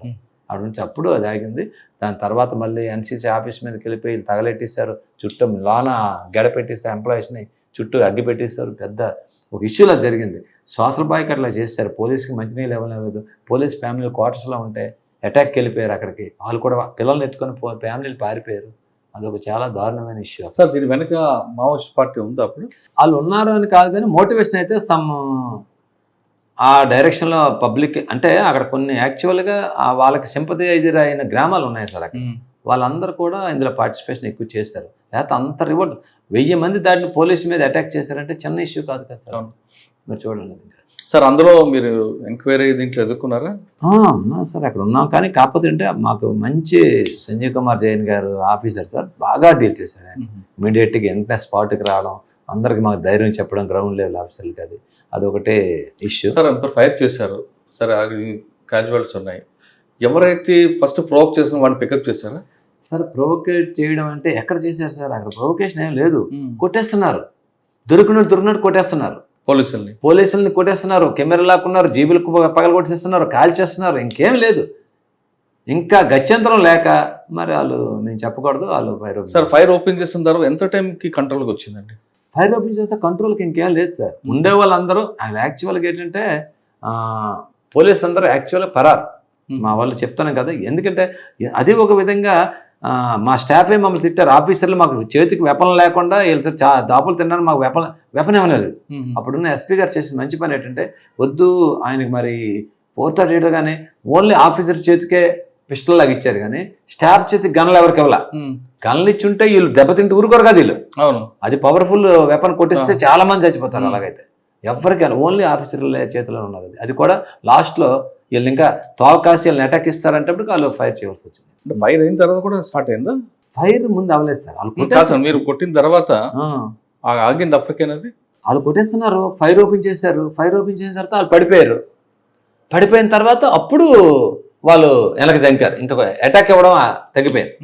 సార్ సాధారణంగా ఫైర్ ఇచ్చే ముందు కొన్ని నామ్స్ ఉంటాయి, మనం కాషన్ ఇవ్వడం, అనౌన్స్మెంట్ చేయడం, అయిన తర్వాత మోకాల సార్ అది మనం ట్రైనింగ్ లో చెప్పడానికి ఉంటుంది, కానీ ఫీల్డ్ లో అక్కడ అది మనం చెప్పడానికి మనం అనకూడదు సార్. అది కొంచెం వాళ్ళు అక్కడ ప్రాక్టికల్ కూడా వినరు సార్ అక్కడ. అంతే, అక్కడ కొంతమంది ఆఫీసులు చెప్తారు కదండి సార్. అది ఒక ఏదో స్ట్రీట్ లోను మామూలుగా వాళ్ళకి మనకు ఆపోజిట్లు ఉండి ఒక ఆర్గనైజ్డ్ ఇష్యూ అయితే చేయొచ్చు. అదేంటంటే మాస్ ఒక గ్రామం కాదు, చుట్టుపక్కల 10-15 గ్రామాలు వచ్చి చుట్టుముట్టిస్తారు. మీరు ఎన్ని వేల మందిని మీరు చేస్తారు, ఏ మెగాఫోన్ మీకు అక్కడ వినిపిస్తుంది, గాల్లో కాల్చాలని, మోకాలు కాల్చాలని అన్ని చెప్తున్నారు. అది ఒక ఎగ్జాంపుల్. మీరు చూసుకున్న తర్వాత పూర్ణచంద్ర గారు ఉన్నారు, సిటీకి వచ్చాను. వచ్చిన తర్వాత ఏమైనా సిటీకి నీకు బిల్డింగ్ లేదు అందరూ అడుగుతున్నారంటే, ఎవరు ఇస్తారు సార్, మీరు ఇస్తారు, నీకు బిల్డింగ్గా చెప్పాను, బిల్డింగే సార్ అన్న. అయితే ఒక అప్లికేషన్ రాసాను అక్కడ, మీరు నెంబరు 4 daysలో నేను రిపోర్ట్ అయ్యాను. ఎక్కడ పోస్టింగ్ వచ్చిన ఆయన అన్నారు, నువ్వు నీకు పోస్టింగ్ ల్యాండ్ ఆర్డర్ ఇవ్వను, నాకు క్రైమ్ ఇంపార్టెంట్, నువ్వు CCSలో చేయాలన్నా, మీరు ఏ చేస్తే చేస్తాను. అక్కడికి వెళ్ళే కూరుకోవాలి. ఇక్కడ పోర్ట్లో అక్కడ బోత్రా కంపెనీ అనే ఒక పెద్ద స్టీవ్డోర్ కంపెనీ ఉంది. ఆ బోత్రా కంపెనీలో కోల్ స్కామ్ జరిగింది పెద్ద. అందులో చాలా మంది పోలీసులు వాళ్ళు ఇన్వాల్వ్ అయ్యి ఉన్నారు. నీ మీద నాకు నమ్మకం, అది చాలా మంది మన పోలీసులను కూడా ఫిక్స్ చేసి పడేయాలి, ఎవరు తప్పు చేసిన వదలకూడదు, నీకు అప్ చెప్తాను నీ కేసు అని నాకు చెప్పాను. నేను చాలా నీట్గా చేశాను, ఇంక్లూడింగ్ మా స్టాఫ్ ఎవరున్నా వాళ్ళని కూడా అరెస్ట్ చేసాం ఆ కేసు. అవునా, ఎంతమంది? 2 పోలీసులు కూడా అరెస్ట్ చేశాను. అంటే SI ర్యాంక్ స్టాఫ్ కొల్లుడు అయిపోయారు. వాళ్ళ ఎవిడెన్స్ వాళ్ళ మీద దొరికినప్పటికి అక్కడ జనరల్ మేనేజర్ ర్యాంకు ఆ కంపెనీలో ఉండే వాళ్ళు అందరినీ అరెస్ట్ చేశారు. తర్వాత ల్యాండ్ ఆర్డర్ ఇచ్చారా? తర్వాత అక్కడ ఏం జరిగిందంటే సార్, ఇంకోటి ఆయన కూడా ల్యాండ్ ఆర్డర్ నాకు ఉట్నేవాళ్ళు అక్కడ గాజువాకలో ఇక్కడ నేను ఈ క్రైమ్లో ఉంటుండగా ఇక్కడ అశ్విని మృదుల అని చెప్పేసి ఒక పెట్రోల్ బంక్ ఓనర్ కూతుర్ని అపార్ట్మెంట్లోకి వెళ్ళి థ్రోట్ కట్ చేసి ఒక ఇంటర్మీడియట్ చదువుతున్న గర్ల్ని చంపేశారు డే లైట్లో, ఉదయం 10:30-11. అయ్యో, ఆ కేసులో నేను క్రైమ్లో ఉండేవాడిని, అది 4th టౌన్ కేసు. అది వాళ్ళు చూసేవారు, కానీ సార్ కూడా నాకు పిలిచి చెప్పారు, వాళ్ళు ఎలా చేస్తున్నారు కాదు, నువ్వు కొంచెం డీటెయిల్కి వెళ్ళాలప్పలేదు, చాలా మనకు డ్యామ్స్ ఏమేది, డే లైట్లో ఒక అమ్మాయిని అపార్ట్మెంట్లో చంపిస్తే మనం మా పోలీసు ఇంకేమి ఎవరికి జస్టిస్ చేస్తామని చెప్పి నాకు చెప్పారు. లేదు సార్, నేను చాలా దీన్ని చేస్తాను. నేను అలాగే వాళ్ళు ప్యారలాల్ చేస్తున్నారు, నా టీంని పెట్టుకొని నేను ఓన్గా అన్నీ స్టడీ చేసుకుంటున్నాను. అందులో నేను అలాగా ఊరుకోకుండా ఈ అమ్మాయి తాలూకా క్లాస్మేట్స్ ఫ్రెండ్స్ ఎవరు ఉంటారని కాలేజీ దగ్గరికి వెళ్ళి క్లోజ్గా ఎవరితో ఉంటుందంటే, ఒక అమ్మాయి రూమ్మేట్ ఉంది, హాస్టల్లో ఉండేది. పాప సెలవులకు వచ్చినప్పుడు మర్డర్ అయింది ఇంట్లో. అప్పలనాయుడు గారి కూతురు అనమాట ఆమె, అశ్విని మృదుల అని చెప్పేసి. అయితే ఆ పాప ఫ్రెండ్ నేను అడిగాను, ఆ ఫ్రెండ్ వాళ్ళ మదరు యూనివర్సిటీ ప్రొఫెసర్, వాళ్ళ ఇంటికి వెళ్ళాను. పాప నీకు క్లాస్మేట్ కదా, నేను మఫ్టీ క్రైమ్ అంటే నేను మఫ్టీలో ఉండేది, సివిల్ డ్రెస్లో ఉన్నాను. అమ్మ నీ క్లాస్మేట్ కదమ్మా, నీ క్లోజ్ ఫ్రెండ్ చనిపోయింది, ఇలా చనిపోయింది తప్పు కదమ్మా అంటే, అంకుల్ చాలా మంచిది అంకుల్, ఆమెకి బాయ్ ఫ్రెండ్స్ కానీ ఎవరితో మాట్లాడడం చాలా డీసెంట్గా ఉంటుంది అంకుల్, ఆ మృదుల నాకు మంచి ఫ్రెండ్, నాకు బాధ వేసి తినలేదు అంకుల్ ఇలాగని చెప్తుంది. వాళ్ళ మదర్ కూడా చెప్పారు, అమ్మ వాళ్ళ మదర్ ఆంధ్ర యూనివర్సిటీ ప్రొఫెసర్, అమ్మ అంకుల్కి తెలిస్తే నిజంగా ఫ్యాక్ట్ ఏది ఉంటే చిన్న చెప్పమ్మ డౌట్. అంకుల్ నాకు ఏం చెప్పలేదు అంకుల్, ఒకసారి వాళ్ళ మదర్కి ఈ చిగుర్లు కట్ చేస్తారు లేడీస్కి జడకి, బార్బరు ఇంటికి వచ్చాడు. ఇంటికి వచ్చినప్పుడు ఈ అమ్మాయికి కూడా ఈ చిగుర్లు కట్ చేసిందంట.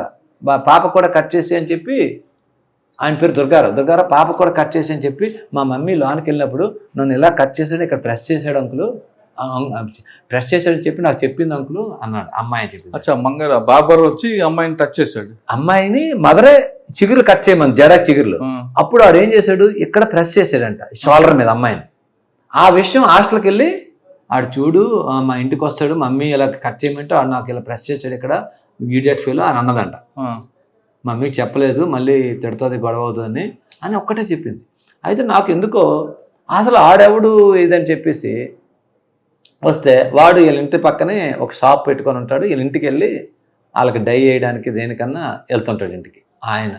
ఆడిని ఆల్రెడీ మన 4th టౌన్లో పిలిపించారు, ఆడు అన్నీ రాసుకున్నారు, స్టేట్మెంట్ వదిలేశారు. నాకు ఆ పిల్ల చెప్పింది అలాగా నాకు రోజు, కానీ ఆడిని ఏదైనా ఎవిడెన్స్ లేకుండా పట్టుకుని చెప్పడు కదా. ఆడు ఒక మిస్టరీ చేశాడు సార్. అది ఏం చేశాడంటే 2 days పోయిన తర్వాత ఆర్కే బీచ్లోకి వెళ్ళిపోయి, వాడు ఒకరోజు సాయంత్రం 7 గంటలప్పుడు బట్టలు అన్నీ ఇచ్చేసి, నాకు అప్పులు అయిపోయి నేను చచ్చిపోతున్నాను, నేను ఇంక రాను అని అక్కడ ముచ్చిరి బండోడికి అవన్నీ పెట్టేసి, బాబు ఎవరన్నా మా ఊళ్ళో చెప్పి నాకు బతుకు మీద ఆదలేదని నీటిలో దిగి చీకట్లో అలా నడుచుకుని వెళ్ళిపోయాడంట.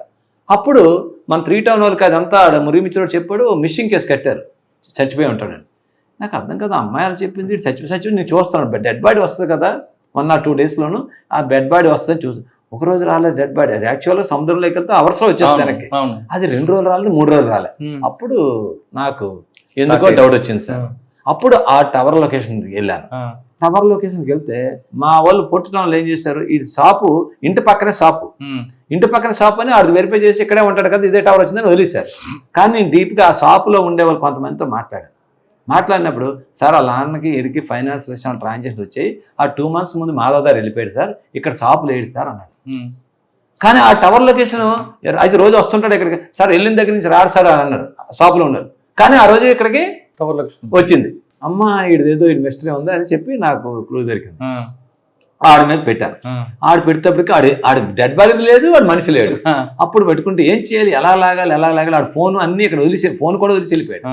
అయిపోతే ఆడు క్లోజ్ ఫ్రెండ్స్ ఎవరెవరితో ఉంటాడో, ఎవరితో క్లోజ్ మాట్లాడుతుంటాడో చెప్పేసి వాళ్ళందరినీ పట్టుకొని లాక్కొచ్చి నేను ఎలా చేశానంటే, ఈ కేసులోని విషయంలో అడలేదు. ఆడు ఎవడో కిడ్నాప్ చేశారు, ఆడు సముద్రంలోకి వెళ్ళిపోయాడంట, ఫ్రెండ్స్ మీద డౌట్ ఉంది, వాళ్ళ ఫాదర్ వాళ్ళ కంపెనీ, వాళ్ళ వైఫ్ వాళ్ళు కంప్లైంట్ ఇచ్చారు, నాకు మీరు రెండో నాకు కొడుకులు అని చెప్పి వాళ్ళని పూరుకొచ్చి మా లెవెల్లో మేము చూసి ఎంటర్గా స్టార్ట్ చేశాం. లేదని మిమ్మల్ని ఫిక్స్ చేసేస్తాను, మొత్తం మీ అందరూ మీరే చేస్తుంటారు, ఆడతోటి ఎవరెవరు ఉన్నారో అందరూ ఇన్వాల్వ్ అవుతారంటే అది వెళ్ళిపోయాడు సార్. మళ్ళీ రాత్రులు మేము కొంచెం కూడా ఉంటుంది కదా, రాత్రి పంపించాం. ఒకరోజు రాత్రి 10 గంటలకి, సార్ ఈ నెంబర్ నుంచి నాకు మాట్లాడాడు సార్, ఏమవుతుందో అన్నాడు సార్, ఇక్కడ ఏం జరుగుతుందో అడిగాడు, నేను వెళ్ళిపోయాను రా, నాకు ఇంకా మనిషి బాగోలేదురా అన్నాడు. సముద్రంలోకి వెళ్ళిపోవడం ఏంటి, ఇడి ఫోన్ మాట్లాడడం ఏంటి, ఎక్కడ ఉన్నాడు అని చెప్పాడు. ఎక్కడో మధ్యప్రదేశ్లో పలానా అయితే గ్వాలియర్ అని ఏదో అంటున్నాడు. అయితే ఏ నెంబర్ అని, ఆ నెంబర్ లొకేషన్కి వెళ్తే వారణాసి వస్తుంది. మీకు అర్థమైందా? అప్పుడు ఈయన పట్టుకున్నాం, ఈయన మా కస్టడీలో పెట్టుకొని నీకు అప్పుడప్పుడు చేస్తాను చెప్పరా ఒకరోజు చెప్పించాడు. ఆడు వాయిస్ గుర్తుపెట్టించిస్తే అప్పుడు మా క్లోజ్, మా బాస్ పూర్ణచంద్ర గారు ఊరుకోరు కదా, అక్కడ ఉన్నాం, ఫ్లై అన్నారు అక్కడికి. మామూలు ట్రైన్ ఇది కాదు, ముందు వెళ్ళిపో అక్కడికని. చాలా బ్యూటిఫుల్ ఆపరేషన్ సార్.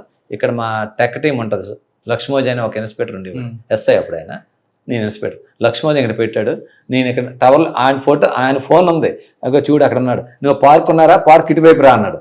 ఆడ తిరుగుతున్నాడు అక్కడ కాశీలోను, మేము ఆడ వెనకాల తిరుగుతున్నాం. మీరు నమ్మరు, ఒక దగ్గరికి వచ్చి క్రికెట్ మ్యాచ్ వస్తుంది, ఆడు క్రికెట్ చూస్తున్నాడు ఇలా పట్టుకొని, ఆడు మేము గుర్తుపట్టలేం కదా, ఇక్కడ ఆడు బాగా గుర్తుపట్టడానికి కూడా పట్టుకెళ్ళాము. దాని మన సార్ ఈడే సార్ అన్న, నేను ఒకవైపు మా ఎస్ఐ ఒకవైపు ఇలా చేయలో ఆడిని మెడ పట్టుకున్నా, ఇలా చూశాడు, ఆడికి అర్థం అయిపోయింది, ఏం దుర్గారావు బాగున్నావా అన్న. సార్ ఏడు సార్ అన్న, ఇలాగా మేము చెప్తున్నా, కారు పెట్టుకున్నాం మేము దూరం, కారు పెట్టుకుంటాడు, కారు ఎక్కాడు, కారులో అన్ని చెప్పేస్తున్నాడు సార్. అవునా అంటే ఇంకా మేమే అడగలేదు, సార్ తప్పైంది సార్, నేను అలాగ అనుకోలేదు సార్, ఆ దొంగ నా కొడుకు ఈడొక ఇద్దరిని పట్టుకెళ్ళాడు నర్సీపట్నంలో, ఆ యదోని చంపొద్దానని చంపేశాడు సార్, ఇది ఏదో ఆడు చెప్పేస్తాడు. నేను వెంటనే మా సార్కి అక్కడి నుంచి మొబైల్గా కాశీ విశ్వేశ్వరుడు ఇంకా నాకు ఫోన్ చేయలేదేటో అనుకున్నాను, నీ ఫోన్ వచ్చింది, తను ఏదో సినిమా వచ్చింది, ఆ సినిమా చూస్తాను ఇప్పుడు అన్నారు. సార్ డన్ సార్, వీడే సార్ అన్న, వెరీ గుడ్ అని అనుకున్నాను. తెచ్చాం మీరు నంబర్ సార్, ఎక్కడైతే ఏ అపార్ట్మెంట్లో చంపారో పూర్ణచంద్రరావు గారు సార్, ఆ అపార్ట్మెంట్ దగ్గర ఈయన తీసుకెళ్ళి ప్రెస్ మీట్ పెట్టారు. ఇప్పుడే ప్రెస్ మీట్లో మా టీంకి ఓపెన్గా 1 lakh అక్కడే మీడియా ముందు ఇచ్చాడు మాకు. సూపర్. అది ఎందుకు చంపాడండి వాడు? సార్ వాడు ఆడు అప్పులు అయిపోయాడు. యాక్చువల్గా ఇంట్లో ఫాదర్కి ఆవిడకి అప్పులు ఉన్నాయి కదా, వీళ్ళు కొంచెం డబ్బులు ఉండేవాళ్ళే. పెట్రోల్ బంక్ వానరు, ఈమెమో advocate. Ashwini Mrudula mother advocate. ఆమె అడ్వకేట్ అవ్వడం వల్ల వాళ్ళ దగ్గర బంగారం అది ఉంటుందని చెప్పి వీడికి తెలుసు. వాళ్ళ ఇంటికి ఎప్పుడు ఆ పెట్రోల్ బంక్ వెనకతలే ఇది బార్బర్ షాప్ అది ఉంటుంది. ఆమె హైదరాబాద్ వీడు అప్పు అడిగాడు ఆమె. అప్పుడైతే నేను ఇప్పుడు దుర్గారావు ఇప్పుడు లేదు, నేను హైదరాబాద్ పని ఉంది కోర్టు పని, హైకోర్టుకు వచ్చిన తర్వాత నీకు చూస్తానులే అని చెప్పింది. ఆమె హైకోర్టుకి వెళ్ళిపోయింది. అమ్మాయి ఒక్కరిది ఉంటుంది, ఫాదర్ బంక్ దగ్గర ఉంటాడని చెప్పి వీడు తెలిసినాడు కదా. వెళ్తాడికి మంచినీళ్ళు అడిగాడు. అమ్మాయిని పుష్ చేసుకుని వెళ్ళిపోయారు. వెళ్తాడికి ఆఖరి ఓపెన్ చేశారు, అక్కడ ఏం లేవు.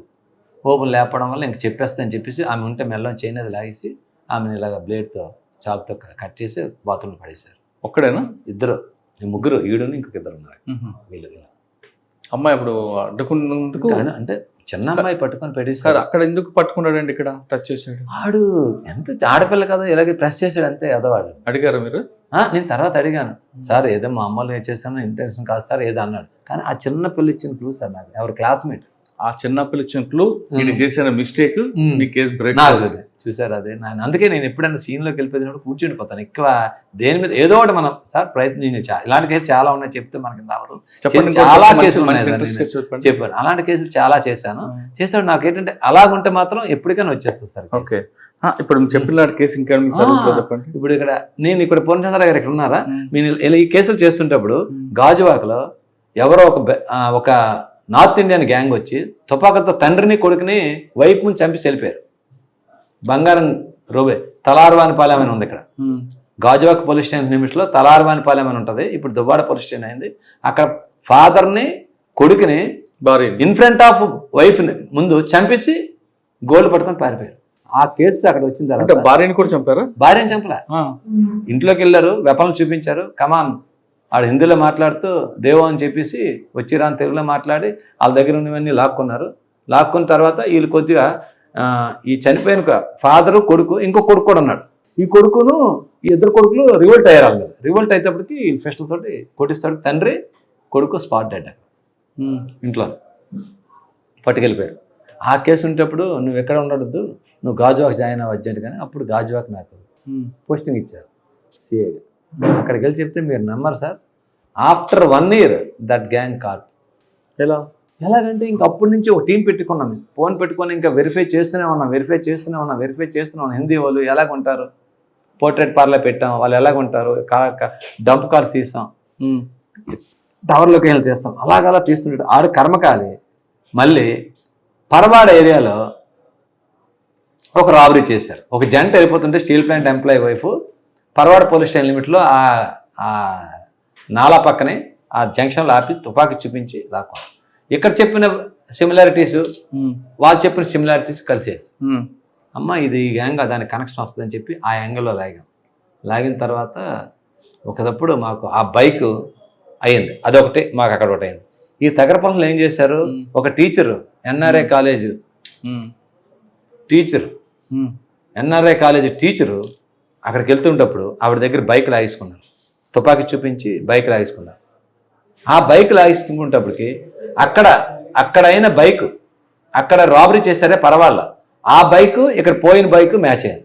ఇప్పుడు ఈ బైకులు ఎక్కడున్నాయని చెప్పేసి అలా వెతుకుతుంటే మన రైల్వే స్టేషన్ పార్కింగ్లో ఈ బైక్ ఉంది, 2 wheeler స్కూటీ. ఈ స్కూటీ ఉంది, ఈ స్కూటీ మీద అఫెండ్ చేస్తారు. వాళ్ళు హిందీ వాళ్ళే, వీళ్ళు హిందీ వాళ్ళే, మనకు అక్కడ డబల్ మర్డర్ చేసింది కూడా హిందీ వాళ్ళని. మా బాగా వచ్చేసి మేము అక్కడ రైల్వే స్టేషన్ జంక్షన్ దగ్గర మా టీంని ఏం చేసాం, టీములు పెట్టి 2 రోజులు వాచ్ చేసాం. ఒకరోజు సాయంత్రం బండి పట్టుకున్నారు. వచ్చి బండి కోసం వచ్చారు, చుట్టుముట్టాం. ఫైర్ ఓపెన్ చేశాడు. మా సిటీలో వైజాగ్ రైల్వే స్టేషన్లో దట్ ఫెలోస్ ఓపెన్ ఫైర్. ఇంకా వెంటనే సెట్ అలర్ట్ చేస్తే వెంటనే ఒక వదలలేదు, ఒకరిని పట్టించుకున్నాం. తర్వాత చేసి తర్వాత వాళ్ళు పట్టుకున్నాం. ఆఫ్టర్ 1 year ఆ గ్యాంగ్ని పట్టుకున్నాం. ఎందుకండి వీళ్ళని చంపారు? బంగారం కోసం సార్. ఎలా తెలిసింది వీళ్ళ ఇంట్లో బంగారం ఎంత ఉందని?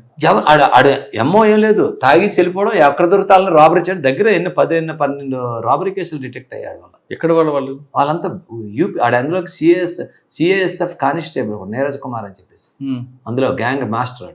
అక్కడి నుంచి కుర్రాన్ని తీసిరావడం, ఇక్కడ ఎఫ్ఐఎల్ చేయించడం. యూపీ నుంచి యూపీ వాడు ఇక్కడ మన పోర్ట్లో సిఎస్ఎఫ్లో పనిచేసేవాడు సార్. చేసుకుంటూ ఒక ఇంట్లో ఉండేవాడు పోర్ట్ క్వార్టర్స్లో ఉంటూ అక్కడి నుంచి ఫ్రెండ్స్ని తీసుకురావడం ఇలాంటి పనులు చేయించడం చేస్తుండేవాడు. అది ఒక గ్యాంగ్. అదే మంచి ఆఫ్టర్ 1 year దొరికింది ఆ గ్యాంగ్. గాజువాక దగ్గరికి వచ్చారు నేను గాజువాక తర్వాత ఎంఈపీ పోలీస్ స్టేషన్కి వచ్చాను సార్. అక్కడ కొన్ని రోజులు చేశాను. తర్వాత 3 Town సార్. ఎంఈపీలో కొద్ది రోజులు చేశాను సార్. 3 Town ఇచ్చారు సార్.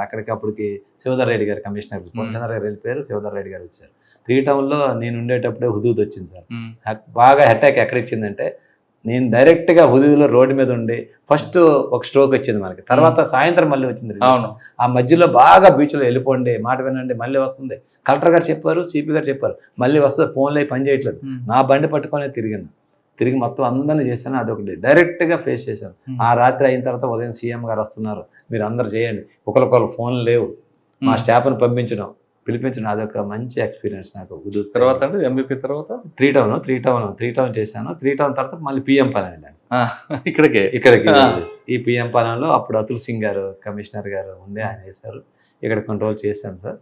చేసిన తర్వాత అమిత్ గారు వచ్చారు, సిపి గారు. సార్ కూడా అప్పుడు ఐఎఫ్ఆర్ అయింది, అదైంది. సార్ నేను ఎక్కువ రోజులు చేశాను, నాకు ఇంకా వెళ్ళిపోతానని చెప్పి అడిగి మరి ఇక్కడి నుంచి ఎక్కడికి వెళ్ళారు? నేను అక్కడి నుంచి వెళ్ళిపోయి సిఐడికి వెళ్ళిపోయాను సార్. ఎంతకాలం సిఐడి అండి? సార్ సిఐడిలో ఒక 2 years చేశాను సార్. అంటే వైజాగ్ సిఐడి. తర్వాత అంటే తర్వాత సిఐడి వెళ్ళిపోయిన తర్వాత మళ్ళీ ఇంటెలిజెన్స్కి వెళ్ళాను సార్. ఇంటెలిజెన్స్కి వెళ్ళిన తర్వాత ప్రమోషన్ వచ్చింది. ముందు ఇంటెలిజెన్స్కి వెళ్ళాను, తర్వాత సిఐడికి వచ్చి సిఐడిలో ప్రమోషన్ వచ్చి మళ్ళీ డిఎస్పీగా కూడా ఇంటెలిజెన్స్లో చేశారు. ఓకే. ఇక్కడ చేసి ఇంటెలిజెన్స్లో ఉంటుండగా మళ్ళీ ఇక్కడికి law and order transfer. PM Palem అంటే ముందు అనకాపల్లి చేశాను ఒక 6 months. మొన్న ఎలక్షన్ అయిన తర్వాత ఇక్కడికి వచ్చి. ఓకే సార్, సిఐడిలో ఏమైనా మంచి కేసులు ఉన్నాయండి? సిఐడిలో కేసులు ఉన్నాయి కానీ ఇంకా అది ఫైనలైజ్ చేయలేదు సార్. అంతా అందులో వింగ్స్ ఉంటాయి మాకు. మీదే వింగ్ అంటే ఫైనాన్షియల్ ఫ్రాడ్ వింగ్ ఉంది. అది కొంచెం ఏంటంటే ఈఓడబ్ల్యూ ఎకనామిక్ అఫేర్స్ అని, అది లెంతీ ఇన్వెస్టిగేషన్, ప్రాపర్టీ సీజ్ చేయడం, చాలా కేసులు నాకు చేశాను, ఎక్కువ కేసులు చేశాను. కానీ ఇండివిజువల్గా ఫైనలైజ్ చేసి నేనంటూ చేసింది ఏం లేదు. ఆ ప్రాసెస్ అయితే ముందు తీసుకెళ్ళారు. అనకాపల్లిలో ఏమైనా గుర్తుందా ఏమన్నా? అనకాపల్లిలోనంతా ఎలక్షన్ ప్రాసెస్ సార్. అనకాపల్లిలో చాలా గట్టిగా చేశాను ఎలక్షన్ విఐపి మూమెంట్లో, ఇదే అదే అన్ని. అక్కడ మొన్న మాత్రం చిన్న ఇన్సిడెంట్ ఏంటంటే, అక్కడ ఎక్స్ డిప్యూటీ సీఎం గారు బూడిముత్యాల నాయుడు గారు అదే గ్రామంలో మన ఎంపీ గారు సీఎం రమేష్ గారు వెళ్తేప్పుడు చిన్న రప్చర్ అయింది. అక్కడ దగ్గరుండి అది ఇష్యూ అవ్వకుండా మేము వాళ్ళని చాలా ఈ గ్రూపు ఆ group law and order problem రావాల్సిన ఇష్యూని గట్టిగానే ఆ రోజు మేము తక్కువ మంది ఉన్నా మేము మేనేజ్ చేసి ఇష్యూ అవ్వకుండా. అనకాపల్లి తర్వాత ఇక్కడికి వచ్చారు. అనకాపల్లి తర్వాత ఇక్కడ ఏముందండి, పాత పిఎం పాలెం ఉందా, మారిందా సార్? ఇప్పుడు పాత పిఎం పాలెం ఇదేని కాదు కానీ ఇప్పుడు ప్రెజెంట్ అయితే మాత్రం ప్రభుత్వం కానీ మన ఆఫీసర్లు కానీ చాలా స్ట్రిక్ట్గా ఇన్స్ట్రక్షన్స్ ఉన్నాయి సార్. అలాగుంటే మాకు హ్యాపీ సార్. ఎవరికి భయపడవలసిన పని లేదు, ఎవరికి చేయక్కర్లేదు. మీరు ముందు అడిగారే ప్రజలు ఏం చేయాలి ఒక్కటే సార్. పోలీస్ పరంగా నేను ఏమనుకుంటున్నానంటే, నాకు తెలిసిన నాలెడ్జ్ వరకు మా పోలీసు మా దగ్గరికి స్టేషన్ దగ్గరికి మాకు న్యాయం కావాలని వచ్చిన వాడికి ధర్మంగా మనస్ఫూర్తిగా మనం చేస్తే ఏ టెంపుల్కి వెళ్ళక్కర్లేదు సార్. మనకి మన ఫ్యామిలీకి మంచి జరుగుతుంది. నేను ఎప్పుడు మా సిబ్బందికి నా కింద ఉండే వాళ్ళకి అదే చెప్తాను, నేను అదే ఫాలో అవుతాను. మన దగ్గరికి వచ్చే వాళ్ళకి మనకు తెలిసిపోతుంది సార్. ఇప్పుడు 2 వస్తారు, ఈ భూమి నాదే అని ఒకటి అంటాడు, ఈ భూమి నాదే అంటాడు. ఇద్దరిది కాదు కదా సార్. అందులో ఒకటి ఫ్రాడ్ ఉంటుంది, ఒకటి జెన్యూన్ ఉంటుంది. ఫ్రాడ్ ఏదే జెన్యూన్ ఏదో మనం ఎస్టాబ్లిష్ చేయాలి సార్. కానీ ఎక్కువగా ఇక్కడ సివిల్ డిస్ప్యూట్స్ ఎక్కువ ఉంటాయి కదండి. సివిల్ డిస్ప్యూట్స్ ఉంటాయి సార్, అవన్నీ కామన్ జరుగుతుంటాయి. ఇక్కడ ఎలాగంటే సార్, సివిల్ డిస్ప్యూట్స్ మీరు ఉంటారు, మీరు ఏదో ఒక 15 సంవత్సరాలు 20 సంవత్సరాల ముందు ఒక ల్యాండ్ కొనుక్కొని అమెరికాలోనో ఎక్కడో లండన్లోనో ఉంటారు. మీరు మీ ల్యాండ్ ఉన్నది అనుకుంటారు, మీరు అన్నీ బాగానే ఉంటాయి. ఒక 1 fine day ఎవడో వస్తారు, ఇక్కడ బ్రోకర్స్ ఎవరు తయారవుతారు, వాళ్ళ పిల్లల దగ్గరికి వెళ్తారు. పిల్లల దగ్గరికి వెళ్ళి ఏం చేస్తాడు, బాబు మీ రెవెన్యూ రికార్డులు చూస్తారు. ఏముంటుంది సార్, ఈ పోలీస్ స్టేషన్ బిల్డింగ్ కూడా రెవెన్యూ రికార్డులో ఎవరిదో ఇక్కడ లోకల్ పేరే ఉంటుంది. కానీ ఆల్రెడీ మారిపోతుంది కదా. పిల్లల దగ్గరికి వెళ్ళి ఒక డాక్యుమెంట్ రాయి, నువ్వు కొన్ని అంటే తండ్రి కొనుక్కొని అమెరికాలో ఉన్నాడు, తండ్రి అమ్మినాడు, కొడుకు దగ్గర కొనుక్కొని వచ్చి ల్యాండ్లోకి వెళ్ళిపోతాడు. అదే సార్, నేను రెవెన్యూ వాళ్ళు ఏమంటారు సార్, ఎంఆర్ఓ గారి దగ్గరికి ఈ ల్యాండ్ ఎవరి పేరు మీద ఉంది, మురళీ గారు కొనుక్కున్నాను నేను, మీరు ల్యాండ్ ఎవరి పేరు మీద ఉందా కాదని మీరు అడిగారంటే, మాది అప్పలరాజు గారి పేరు మీద ఉందని మీకు తెలుస్తుంది. ముందు అడిగే మీరు లెటర్ పెడతాను, yes as per our revenue record this land source ఏమని వాళ్ళు ఇస్తారు. సార్ మీరు రెవెన్యూ వాళ్ళు వెరిఫై చేసుకున్నాను సార్, అన్ని కరెక్ట్ చేసుకుని ఇక అసలైన వారసుల దగ్గర కొన్ని అమ్మినోడు తెలుసు మా నాన్న అమ్మేసాడండి, నాకు అమ్మేసిన తర్వాత డబ్బులు వస్తాయి కదా 2-3 లక్షలు ఇస్తారు, ఇచ్చేసి ఒక సంతకం పెట్టమంటారు అంతే అనేసి దాంట్లోకి వెళ్ళి ఫైట్ చేయడానికి వెళ్తారు. మన వాళ్ళు ఏం చేస్తున్నారు సార్, పోలీసులు మనం అక్కడ వదిలిస్తే ఇది సివిల్ ఇష్యూ మీరు కోర్టుకు వెళ్ళిపోండి అంటే పాప మన రియల్ గా కొనుక్కున్న వచ్చేవాడు ఎవరు సమాధానం చెప్తారు? అక్కడే మనం ఉండాలి. సివిల్ ఇష్యూ కాదు బాబు, ఇద్దరు ఒక ల్యాండ్ పెడుతున్నారంటే ఒక ఫ్రాడ్ ఒకటి చేశాడు, ఆ ఫ్రాడ్ ఎవరు చేసాడంటే మనం వెనక్కి వెళ్తే వచ్చేస్తుంది సార్. అందువల్ల సివిల్ డిస్ప్యూట్స్ అంటారు కదండి, మీకు ఒక ఎస్ఓపి ఉంది, దాని ప్రకారం సార్ ఇప్పుడు ఎస్ఓపి ఉన్నది అదే ఆఫీసర్ నాలెడ్జ్లో పెట్టాలి, మనం కూడా సిన్సియర్ చేయాలి. ఇప్పుడు సివిల్ డిస్ప్యూట్ బాబు నువ్వు కోర్టుకు వెళ్ళిపోవా నేనేం చేయనంటే పాపం నిజం కొనుక్కున్న దేవుడు ఎవరు చెప్పుకోవాలి సార్? కోర్టుకు వెళ్ళాడు ఇంకెవడు రౌడీ మరి ఇంకంతే లాస్ట్ కర్మకాలు ఏం చేస్తారంటే వాళ్ళ దగ్గర సెటిల్మెంట్కి వెళ్ళిపోతారు. అప్పుడు ఆయన కొనుక్కుంటప్పటికి అది ఎంత 10 లక్షలు ఉంటుంది, ఇప్పుడు ₹1,00,000 10 లక్షలు కొన్నాంలే కోర్టు వస్తుందన్నట్టు నాకు ఒక 40 లక్షల లాభం వచ్చింది, నాకు 50 ఇచ్చాడు, అనవసరంగా ఇంకో 50 లక్షలు తీసుకుంటాడు. మీకు అర్థమైంది కదా సార్? అలాగే జరిగిన విషయాలు ఉన్నాయి. కాకపోతే అంటే ఇప్పుడున్న ఆఫీసర్ కూడా దానికి ఒక ప్రీ లిటిగెన్సీ సెల్ అంటే ఒక సెల్ ఓపెన్ చేశారు, అవన్నీ అక్కడ పంపిస్తున్నారు, వెరిఫై చేస్తున్నారు. యాజ్ పర్ లా ఏమన్నా మిస్టేక్ ఉంటే దాని ప్రకారం చేపిస్తున్నారు. సార్ ఇంతకు మీరు ఒక మాట అన్నారు, మనం ఏ గుడికి వెళ్ళక్కలేదు, ఈ పొల్యూషన్లో కరెక్ట్గా న్యాయం చేస్తే వాళ్ళ ఆఫీసులే మనకు దేవుడికి ఇచ్చినట్లు అంటే. కానీ ఈ పోలీస్ స్టేషన్ ఉద్యోగం అన్నది, పోలీస్ ఉద్యోగం ఉంది థ్యాంక్లెస్ జాబ్ అండి. కానీ ఎప్పుడు అనిపిస్తుంటుందా సార్? థ్యాంక్లెస్ జాబ్ అని కాదు సార్. ఇప్పుడు నేను చెప్తాను కదా, నేను నర్సన్నపేట ఎప్పుడు చేశాను, 2000లో చేశాను సార్. మీరు నమ్మరు సార్, అక్కడికి వెళ్తే ఎక్కడైనా నాకు కనిపించారనుకోండి 2 చేతులు పెట్టి దండం పెడతారు సార్, మీరు మాకు ఆ రోజు ఇచ్చేసారని చెప్పి. అది ఇంకా చాలు సార్ మనకి. ఇంకా ఎక్కడ ఇప్పుడు నేను రెండోసారి ఎక్కడికి వెళ్ళాం అనుకోండి, మీరు చెప్పాను కదా, వెళ్తేప్పుడు మనం నమ్మాలి ప్రజలు. ఈయన వచ్చాడు, నేను ఒకటే సార్ ఏదైనా ఉంటాను కానీ డెఫర్ వెళ్ళిపోతాను, కానీ తల వంచి అది ఆ బ్రహ్మదేవుడు పోయినా నేను ఇంకా మారిపోతాను, అక్కడి నుంచి వెళ్ళిపోతాను, కానీ తప్పు అయితే చేయను. పోలీసు ఉద్యోగాలు నేను చూస్తాను సార్, మా డిపార్ట్మెంట్ వాళ్ళకి అందరికీ అదే చెప్తాను, మనకు పవర్ ఇచ్చాడు అంటే, దేవుడు పవర్ ఇచ్చాడంటే నీ ఇష్టం వచ్చినట్టు చేయడానికి కాదు, ఆ పవర్ని సక్రమంగా ఉపయోగించి న్యాయం చేయమని, అవసరమైన వాడికి ఎవరికైతే జస్టిస్ ఉంటుందో వాళ్ళకి న్యాయం చేయమని. ఆ పవర్ని ఉపయోగించి నువ్వు రాంగ్ చేసావా, రెండో రోజే నేను చూశాను, మా సీనియర్ ఆఫీసర్లు చూశాను, వాళ్ళు రిటైర్ అయ్యే టైంకి చాలా దారుణమైన పరిస్థితులు ఫేస్ చేసిన ఆఫీసర్లు చూశాను. అప్పుడు నేను అనుకుంటాను, ఈయన ఉద్యోగం చేసినప్పుడు ఎలా చేశాడు, కరెక్ట్గా ఉండేవాళ్ళ లైఫ్ చాలా మంచి లైఫ్, ఆయన ఉద్యోగం చేసినప్పుడు ఎలా చేశాడు, ఈ రెండు రికలెక్ట్ చేసుకుంటే మనం ఇప్పుడు రాంగ్ స్టెప్ వేయం సార్. ఓకే, ఇప్పుడు ప్రజల్లో ఉన్న తప్పుడు, ప్రజల్లో ఉంటారు సార్, ప్రజలు ప్రభుత్వాలు ఉంటాయి, నాయకులు ఉంటారు, ప్రజలు ఉంటారు, ఇదంతా ఒక గేమ్ అని చెప్పేసి అందరూ వెళ్ళిపోతుంటారు, మనం వెళ్ళిపోకూడదు. కొన్ని దగ్గరలో ఇబ్బందులు వస్తుంటాయి సార్, చెప్తుంటా, కానీ కొంతవరకే. ఎంతవరకు ఎవరైనా చెప్పారనుకోండి, ఒకరికి అన్యాయం చేసి ఒకళ్ళు న్యాయం చేయండి సార్, ఇప్పుడు చేయకూడదు. కానీ పోలీస్ స్టేషన్కి వచ్చిన వాళ్ళకి ఇద్దరికి న్యాయం చేయడం కష్టం కదా సార్? ఇద్దరికి న్యాయం చేయడం కాదు, చెప్పాలి సార్ అడిగి, బాబు నువ్వు ఇది వచ్చావు, నీ మిస్టేక్ ఇది ఉంది, మరి తప్పదు, యాజ్ పర్ లా మా చేతులు ఇంకా చేయడానికి లేదు, నువ్వు ఉంటారా? ఉంటారు, వినకపోతే అంతే సార్, నేను ఫిక్స్ చేసేస్తాం. ఇంకా వినేవాళ్ళు కాదు, ఇప్పుడు చెప్తారు సార్, మీరు వచ్చారు మురళీ గారు, మీరు నాకు అప్పలరాజు గారు తెలుసా అండి, మా బ్రదర్ అండి, కొద్దిగా చూడండి సార్, చెప్తాను మురళీ గారు, లేదు సార్ మీ బ్రదర్ వచ్చాడు, ఇలా జరిగిందని చెప్పాలి. మేము చెప్పకపోతే వినకపోతే మనం ఏం చేస్తుంటాం సార్, అలాగని బెండ్ అయిపోయి వచ్చేసాం అనుకోండి, ఆ పాపం మనం ఎందుకు చేసుకోవడం? కరెక్ట్, మీకు అర్థం.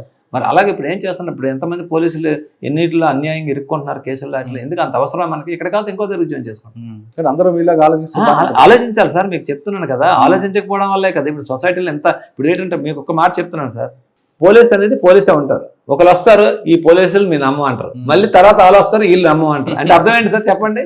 పోలీసే మారట్లేదు కదా, కానీ ఇదే పోలీసులు అందరూ అన్ని వాడుకుంటారు. మరి అంతే మీకు చెప్తాను, ఇక్కడ మనం ఉండేటప్పుడు ఇష్టం వచ్చినట్టు మనం బెండ్ అయిపోయి అన్ని మనం చేసుకొని అన్లెస్ మన లైఫ్ పాడు చేసుకోకూడదని చెప్తుంటాం. చట్టం ధర్మం న్యాయం ఏది ఉంటే చేయాలి, చెప్పాలి, చెప్పిన తర్వాత వాళ్ళు అక్కర్లేదు అనుకోండి వెళ్ళిపోతాం, ఏముంటుంది సార్ మనకి, ఎక్కడున్నా మన శాలరీ వస్తుంది, మనం హ్యాపీగా చేసుకుంటాం. లా అండ్ ఆర్డర్ కన్నా ఇంకా ఈజీ జాబులే కానీ ఎంతకన్నా కష్టం జాబులు ఉండవు సార్, మీకు చెప్తున్నా కదా. అలాగని చెప్పేసి చేయకుండా ఉండాలని నేను ప్రజలకి. పోలీసులు అనగానే హోంగార్డ్ దగ్గర నుంచి డీజీపీ వరకు మీరందరూ కరెక్ట్గా ఉద్యోగం చేస్తున్నారంటే మీ భార్యలు ఇంట్లో ఉండి మీ కుటుంబాన్ని జాగ్రత్తగా చూడబట్టి మీరు రోడ్ల మీద ఉద్యోగం చేస్తారు. ఒక పండగ కానీ ఒక పబ్బం కానీ ఏది ఉండదు, ఆ పండగ నాడు మీరు రోడ్డు మీద ఉంటారు, మీ కుటుంబాలు జాగ్రత్తగా. మీ పిల్లలు దారి తప్పకుండా బాగా చదివిస్తుంది చేస్తుంది మీ భార్య, అంటే మీరని మీ అదంతా వాస్తవం ఉంటారు కదా? 100% సార్. అటువంటి వైఫ్లకి మీరేం చెప్తారు అంటే ఒక ఎగ్జాంపుల్ చెప్తాను. మా సిస్టర్ వాళ్ళ పాపకి ఒక పోలీస్ ఒక సబ్ ఇన్స్పెక్టర్ సంబంధం వస్తే మా వైఫ్ మా సిస్టర్ చెప్పింది, దయచేసి వదిన వద్దు, నేను ఫేస్ చేస్తాను, తలనాలపు చేయకు. మీరు అంటారా ఎందుకు అలా చెప్పండి, ఎందుకు అది హ్యాపీగా ఇంకో జాబ్ ఉంటారు చూస్తాను కదా, ఇంకా వాళ్ళని తెలిసి ఉండి నేను వాళ్ళని ఎందుకు ఇందులో పెట్టడం అంటే వాళ్ళు తెలుసు. కానీ మీరు పొల్యూషన్ ప్రజల కోసం పనిచేస్తుంటే నీ పిల్లలు దారి తప్పకుండా కాపాడేది, ఇల్లు చక్కగా పెట్టేది ఆవిడే కదా. అంటే 100% 100% అటువంటి భార్యలకు మీరేం చెప్తారు? భార్యలకి ఏం చెప్తే ఇంకా చెప్పలేము సార్ మాటలతో. ఇంకా నిజంగా చెప్తున్నాం కదా వాళ్ళకి. సార్ ఒకరోజు 10 గంటలకు వెళ్తాం, ఒకసారి 2 గంటలకు వెళ్తాం, ఒకసారి తెల్లవారుజాముకి వెళ్తాం. ఎప్పుడైనా తలుపు తీయవలసింది వాళ్ళు ఎప్పుడు పడుకుంటారు, ఎప్పుడు వస్తారు. ఒకసారి క్యారేజ్ ఇమ్మంటాం, వద్దనేస్తాం. భోజనం అది అంటారు, ఫోన్ చేయొచ్చా. నేను భోజనంకి ఎక్కడికి వెళ్తాను నాకు తెలియదు సార్. ఇప్పుడు ఏదైనా వచ్చి రాత్రి వచ్చాను, మాకు ఇన్స్పెక్షన్ అయింది 1 గంట వరకు, అప్పుడు ఇష్యూ అయింది. తెల్లవారుజాము 5 వరకు ఆ స్పాట్కి వెళ్ళిపోయాను. మనం వెళ్ళినప్పుడు అడిగారు, ఒక మాట చెప్పొచ్చు కదా, నేను పడుకుంటాను కదా, ఎప్పుడు వస్తారని రెడీగా ఉన్నాను అంటారు. ఎలా చెప్తాను సార్ నాకు, అంటే వాళ్ళ త్యాగమే అది. అంతే మరి. లాస్ట్ నైట్ మీకు చెప్తాను కదా, మీ ఈ ఇష్యూ మరి వాళ్ళకి చెప్పలేదు, నాకు తెలియదు పాపం. ఏంటంటే నాకే తెలియదు నాకు ఇష్యూ వస్తుంది, నేను నాకు ఉండాలని నాకే తెలియదు ఆ ఇష్యూ. సార్ ఫైనల్గా చెప్పండి, ఈ డిపార్ట్మెంట్ వచ్చే వాళ్ళకి మీరు ఇచ్చే మెసేజ్. సార్ డిపార్ట్మెంట్కి నేను చెప్తున్నాను సార్, చాలా చాలా ధర్మమైన ఇందులోకి ఉద్యోగం రావాలంటే అదృష్టం ఉంటే వస్తుంది సార్. ఇది ప్రజలు ఒక మాట వ్యాసి గారు మాకు క్లాస్ 91లో మా అకాడమీకి వచ్చి ఒక మాట చెప్పారు సార్. అందరిని అడిగేవారు ఏంటారు. నాకు వెంకటరెడ్డి అని చెప్పి నల్గొండ డిస్ట్రిక్ట్ వాడు మా బ్యాచ్మేట్ అడిగాడు, సార్ పోలీస్ని అందరూ ఎందుకు తిట్టుకుంటారు సార్ అని వ్యాస గారిని ఒక మాట అడిగారు. ఆయన అందరిని ఎగ్జామ్ చెప్పాడు. ఒక డాక్టర్ దగ్గరికి వెళ్తాడు, డాక్టర్ డబ్బులు తీసుకుంటాడు. తీసుకున్న తర్వాత ఏం చేస్తాడు, జబ్బు నయమని దండం పెట్టి వెళ్తాడు. అలాగే అన్ని డిపార్ట్మెంట్ చెప్పుకొస్తే పోలీస్ ఏం చేస్తాడు, ఈయనతో వాడినితో నీకు ఎందుకు మెచ్చుకోండి, నువ్వు మెచ్చుకోవాలి, నేను గౌరవించాలి, నువ్వు ఎందుకు ఆ ఫీలింగ్ వస్తావు, నీ డ్యూటీ చేసావు, నువ్వు ఫీల్ అవ్వు, నువ్వు సంతోషపడు అంటాడు. అంతే, అదే నాకు గుర్తొస్తుంది సార్. ఇప్పుడు ఆడెవడో మనకు వచ్చి ఆయన మెచ్చుకోవాలి, ఆయన ఇప్పుడు సార్ తప్పు చేసిన గన్యం చెప్పిపోతే నీ డ్యూటీ నువ్వు చెప్పేవాడు, అటు పొగుడుతాడేంటి మనం బయటికి వెళ్ళి గేట్ నుంచి తిట్టుకొని వెళ్తుంటాడు. అయినా వాళ్ళెవరు మీకు బంధువులు కాదు, శత్రువులు కాదు, ఏమి కాదు, లేని కోపాన్ని మీరు తెచ్చుకొని మాట్లాడాలి. ఇప్పుడు గట్టిగా మళ్ళీ మాట్లాడామనుకోండి, ఎలాగ ఇప్పుడు అబాండర్ లగేస్తుంటే ఈయన వాళ్ళు మేనేజ్ చేస్తారు, ఎవరితో చెప్పించారు, లేకపోతే ఎంత డబ్బు ఇచ్చి కొనిస్తారు. నిజం సార్ ఇది. ఇలాగా ఈ విధమైన ఇప్పుడు మీరు నమ్మరు, ఇంతకు ముందు రోజులు అలాగుండి ఇప్పుడు సీసీ కెమెరాలు పెట్టుకుంటున్నాం మేము. ఎవరన్నా వచ్చారనుకుంటే బాబు నువ్వు వీడియో మొబైల్ తీసుకో చెప్పు, ఎందుకంటే మనల్ని మనం ప్రొటెక్ట్ చేసుకో ఆ సిచ్యువేషన్ వచ్చింది ఇప్పుడు ప్రజెంట్. అర్థమైందా? కొన్ని చర్యల్లో టెక్నాలజీ పెరిగింది, మంచిదే. అది ఏముంటుంది, మా దగ్గర మా హాల్లో సీసీ కెమెరా పెట్టుకుని పోలీస్ స్టేషన్లో సీసీ కెమెరా, ఎవడు ఎన్ని గంటలకు వస్తున్నాడో, ఎన్ని గంటలకు వెళ్తున్నాడో, ఎవరు వచ్చారో, లేకపోతే ఇక్కడికి వస్తాడో, ఇక్కడ తీసుకొని పాయిజన్ తీసుకొని చేస్తానని బెదిరిస్తారు, ఖర్చు తీసుకొని పొడుచుకుంటానని బయట కెరోసిన్ పెట్టుకొని పోసుకుంటానని బెదిరిస్తారు. ఇవన్నీ చాలా మాకు ఛాలెంజింగ్ జాబ్ సార్. సార్ వచ్చే వాళ్ళకి ఏం చెప్తారు మరి డిపార్ట్మెంట్కి రావాలంటే? సార్ 100% రావాలి సార్. వచ్చిన తర్వాత నువ్వు వచ్చే నేను ఒకటి సార్, నేను ఎస్ఐని నేర్చుకుంది ఏంటంటే, నేను భోజనంకి వెళ్ళాను అనుకో, పోలీస్ స్టేషన్లో వెయిటింగ్ ఉన్నారంటే నాకు అక్కడ భోజనం చేస్తే వాళ్ళే గుర్తొస్తారు సార్. వాళ్ళ పిల్లల్ని పెట్టుకొని ఉంచను, అందరినీ డిస్పోజ్ చేసి వెళ్తాను పోలీస్ స్టేషన్. నేను మా ఎస్ఐలకి సిఐలకి అదే చెప్తాను ఎప్పుడు కూడా, అది పాపం కొట్టేస్తుంది. అక్కడ ఒక మనిషి, ఒక ఆడ మనిషి ఉందనుకో, ఒక్కసారి మీ మదర్ని ఊహించుకో. మన మదర్ అక్కడ ఉంటే నీ ఫీలింగ్ ఎలా ఉంటుంది, మన ఫాదర్ మగాడు ఉన్నాడు అనుకో, మీ ఫాదర్ అనుకో, చిన్నోళ్ళు ఉంటే మీ బ్రదర్ని ఊహించుకో. నువ్వు తప్పు చేయాలి, నీ కాన్షియస్ పర్మిట్ చేయదు. అలా చేసినప్పుడు మన భయం ఉండదు సార్. నాకేముంటుంది సార్, ఇక్కడ ఏం భయం ఉండదు. ఇక్కడ కాదు ఇంకో దగ్గర చేసుకోవడం ధైర్యంగా ఉండాలి. కాకపోతే ఏంటంటే మనం మరీ కొట్టడాలు చేయడాలు చేయకుండా యాజ్ పర్ లా చెప్పాలి. వినకపోతే మనం మంచి యాక్షన్ చేస్తుండాలి. లిటిగెంట్స్ వస్తుంటారు సార్, పోలీసులను ఎవరో ఉపయోగించుకుంటారు సార్. లిటిగెంట్స్ తోటి, క్రిమినల్స్ తోటి. మీరు డీల్ చేసేది ఎవరిని చెప్పాలి, డైలీ క్రిమినల్స్ తోటి, క్రిమినల్ కొంతమంది తోటి, జ్యుడిషియరీ వాళ్ళతోటి, అడ్వకేట్స్ తోటి, మొత్తం ఈ రైట్ ఎన్ఫోర్స్మెంట్ యాక్టివిస్టులతోటి అందరూ రోజు వచ్చి లా చెప్తుంటారు. వాళ్ళు ఒకసారి మీరు ఉంటారు, ఒకసారి ఒక మాట చెప్పేస్తారు. అక్కడ అంతమంది మీరు చూశారు కదా, ఒక ఆఫీసర్ ఎంతమంది డిస్పోజ్ చేస్తారు, ఒక్కొక్కరు ఒక బాధ చెప్తారు. నువ్వు ఇలా ఉన్నామంటే అలా ఒప్పుకోరు. ఒక టైం కూడా ఉంటుంది దానికి, చెప్తూనే ఉంటారు వాళ్ళు. లేదంటే వినట్లేదండి కాదు, వినట్లేదని చెప్పి మనల్ని ఎట్రిబ్యూట్ చేసేస్తారు. అమ్మ మా మాట వినట్లేదు, వాళ్ళ మాట వినట్లేదు, ఇది మేనేజ్ చేసేది అంటారు. నా దగ్గరికి వస్తారు, సార్ మీ సిఏ గారు వాళ్ళ వైపు మాట్లాడుతున్నారు తర్వాత, ఏం మాట తప్పు చేస్తే అడిగాడు కదా, మరి ఏంటి వినరు ఇంకంతే. ఇది ఇంకా ప్రజలు మారాలి సార్. అంటే ఏంటంటే ప్రజల్లో ఎప్పుడైతే ఇప్పుడు ఫారిన్ కంట్రీస్లో ఎందుకు సార్ చట్టం అంత ఎఫెక్టివ్ నడుస్తుంది, మన దగ్గర అంత ఎఫెక్టివ్ ప్రజలకు అవగాహన ఉంది, అక్కడ మనకు లేదు. అక్కడ మన దగ్గర లేదు, ప్లస్ ఉన్న వాళ్ళు కూడా ఏవైనా మేనేజ్ చేయొచ్చు అని ఒక భావనలో ఉన్నారు. కాబట్టి ఇప్పుడు అందరికీ కూడా సార్ ఇప్పుడు టెక్నాలజీ పెరిగింది. ఇప్పుడు సీసీ కెమెరాలు ఇంతకుముందు ఉండేవి కాదు. ఇంతకుముందు నేను కొన్ని కంట్రీస్లో చదివాను, ఒక 1 కిలోమీటర్ ట్రావెల్ చేసాడంటే 5-6 ప్లేసుల్లో రికార్డ్ అవుతుందంట ఒక పర్సన్. అవునండి, అక్కడ వేరు. ఇంతకుముందు మన వైజాగ్ సిటీ అంతా తిరిగినా ఎక్కడ రికార్డ్ అవ్వదు, సిటీ అంతా తిరిగినా. ఇప్పుడు పెడుతున్నారు కెమెరాస్, సీసీ కెమెరాలు పెట్టడం, టెక్నాలజీ అంతా ఇంప్రూవ్. వాళ్ళతో మనం కంపేర్ చేయలేము సార్. ఎందుకంటే అక్కడ పోలీస్ ఆపగానే పోలీస్ స్టాప్ అనగా స్టాప్ చేస్తాడు బండి. నెక్స్ట్ హ్యాండ్స్ అప్ అంటే హ్యాండ్స్ అప్ చేయాల్సింది. ఇక్కడ మనం ఆపితే ఆపడం ఒకటి, ఆపినా మన మీ పేరు చూసి నేనెవనో తెలుసా అని ఆర్గ్యూ చేస్తాడు. ఇన్ని రకాలు ఉంటాయి ఇక్కడ. చాలా సార్. ఇప్పుడు కూడా సార్ నేను చెప్తున్నాను ఒకటే, వ్యవస్థలు మారాలి సార్, ప్రభుత్వ వ్యవస్థలు కూడా. ఎందుకంటే అందరికీ నేను అప్పీల్ చేసేది ఏంటంటే, ఇది మన సమాజం, మన పిల్లల భవిష్యత్తు, ఫ్యూచర్ భవిష్యత్తు. ఇది ఒక్కసారి పోలీస్ వ్యవస్థను వీక్ చేసినా ఎవరికో నష్టం కాదు, సమాజంకే నష్టం, మనకే నష్టం. ఇప్పుడు మీకు అధికారం ఉంది, ఇప్పుడు మీరు మురళీ గారిగా మీకు ఉంటుంది, తర్వాత మీ పిల్లలకి బాగోపోతే అంతే, నాకే అది ఎఫెక్ట్. అది అందరూ ఆలోచించారు సార్, నాయకులు కానీ, అధికారులు కానీ, ప్రజలు కానీ. ఇది వ్యవస్థను ఎప్పుడు కూడా మనం డిటేరియేట్ చేయకూడదు, అంటే తగ్గించకూడదు. ఇలా పవర్ తప్పు చేసినా కూడా నిలబెట్టాలి. ఒక అధికారి తప్పు చేసినంటే ప్రజలు తిరుగుబాటు చేయాలి. అప్పుడు తప్పు చేయడానికి భయపడతారు అందరూ. ఆ విధమైన జవాబుదారీతనం అధికారులు వ్యవస్థలను తీసుకొచ్చినప్పుడు సొసైటీకి మేలు జరుగుతుంది సార్. తప్పు చేసినా మాట్లాడకపోవడం, ఎవడో మన ఇంటికి ఎందుకు వచ్చి మనకే సంబంధం లేదు, పక్కింటోడు ఇష్యూ కదా అని వదిలేయడం, ఆ విధంగా వదిలేయకూడదు సార్. బాగా సపోర్ట్ చేయాలి. రోడ్డు ఎక్కాలి, ఏదైనా జరిగితే తప్పు చేస్తే. ప్రజలు మాకు ఉంటారు, తప్పు చేశారు పోలీసు సపోర్ట్ వస్తాను, మాకు ధైర్యం ఉంటుంది. ఇంకా అంతే కదా సార్. తప్పు చేసినా చేయకపోయినా అలా ఉండిపోతుంటే ఇంకా సమాజం అలాగే అయిపోతుంటుంది. మా బాధ ఇంకేం లేదు, కొన్ని రోజుల తర్వాత ఏమవుతుందో ఎలాగలే అని చెప్పి మేము అస్సలు అదే చెప్తాం. మేము ఇంకా ఆల్మోస్ట్ కొన్ని రోజుల్లో ఎండింగ్లోకి వచ్చేసాం. ఇప్పుడు మీరు ఛాలెంజ్ ఏంటంటే నిలబడండి. ఇప్పుడు ఫర్మ్గా నిలబడిపోతే ఎవరైనా చేస్తారు సార్. ఇప్పుడు మీరున్నారు, మీరు చేయకపోతే నన్ను పెడతారు, నేను చేయకపోతే తప్పు నేను చేయనండి ఇంకోటి పెడతారు.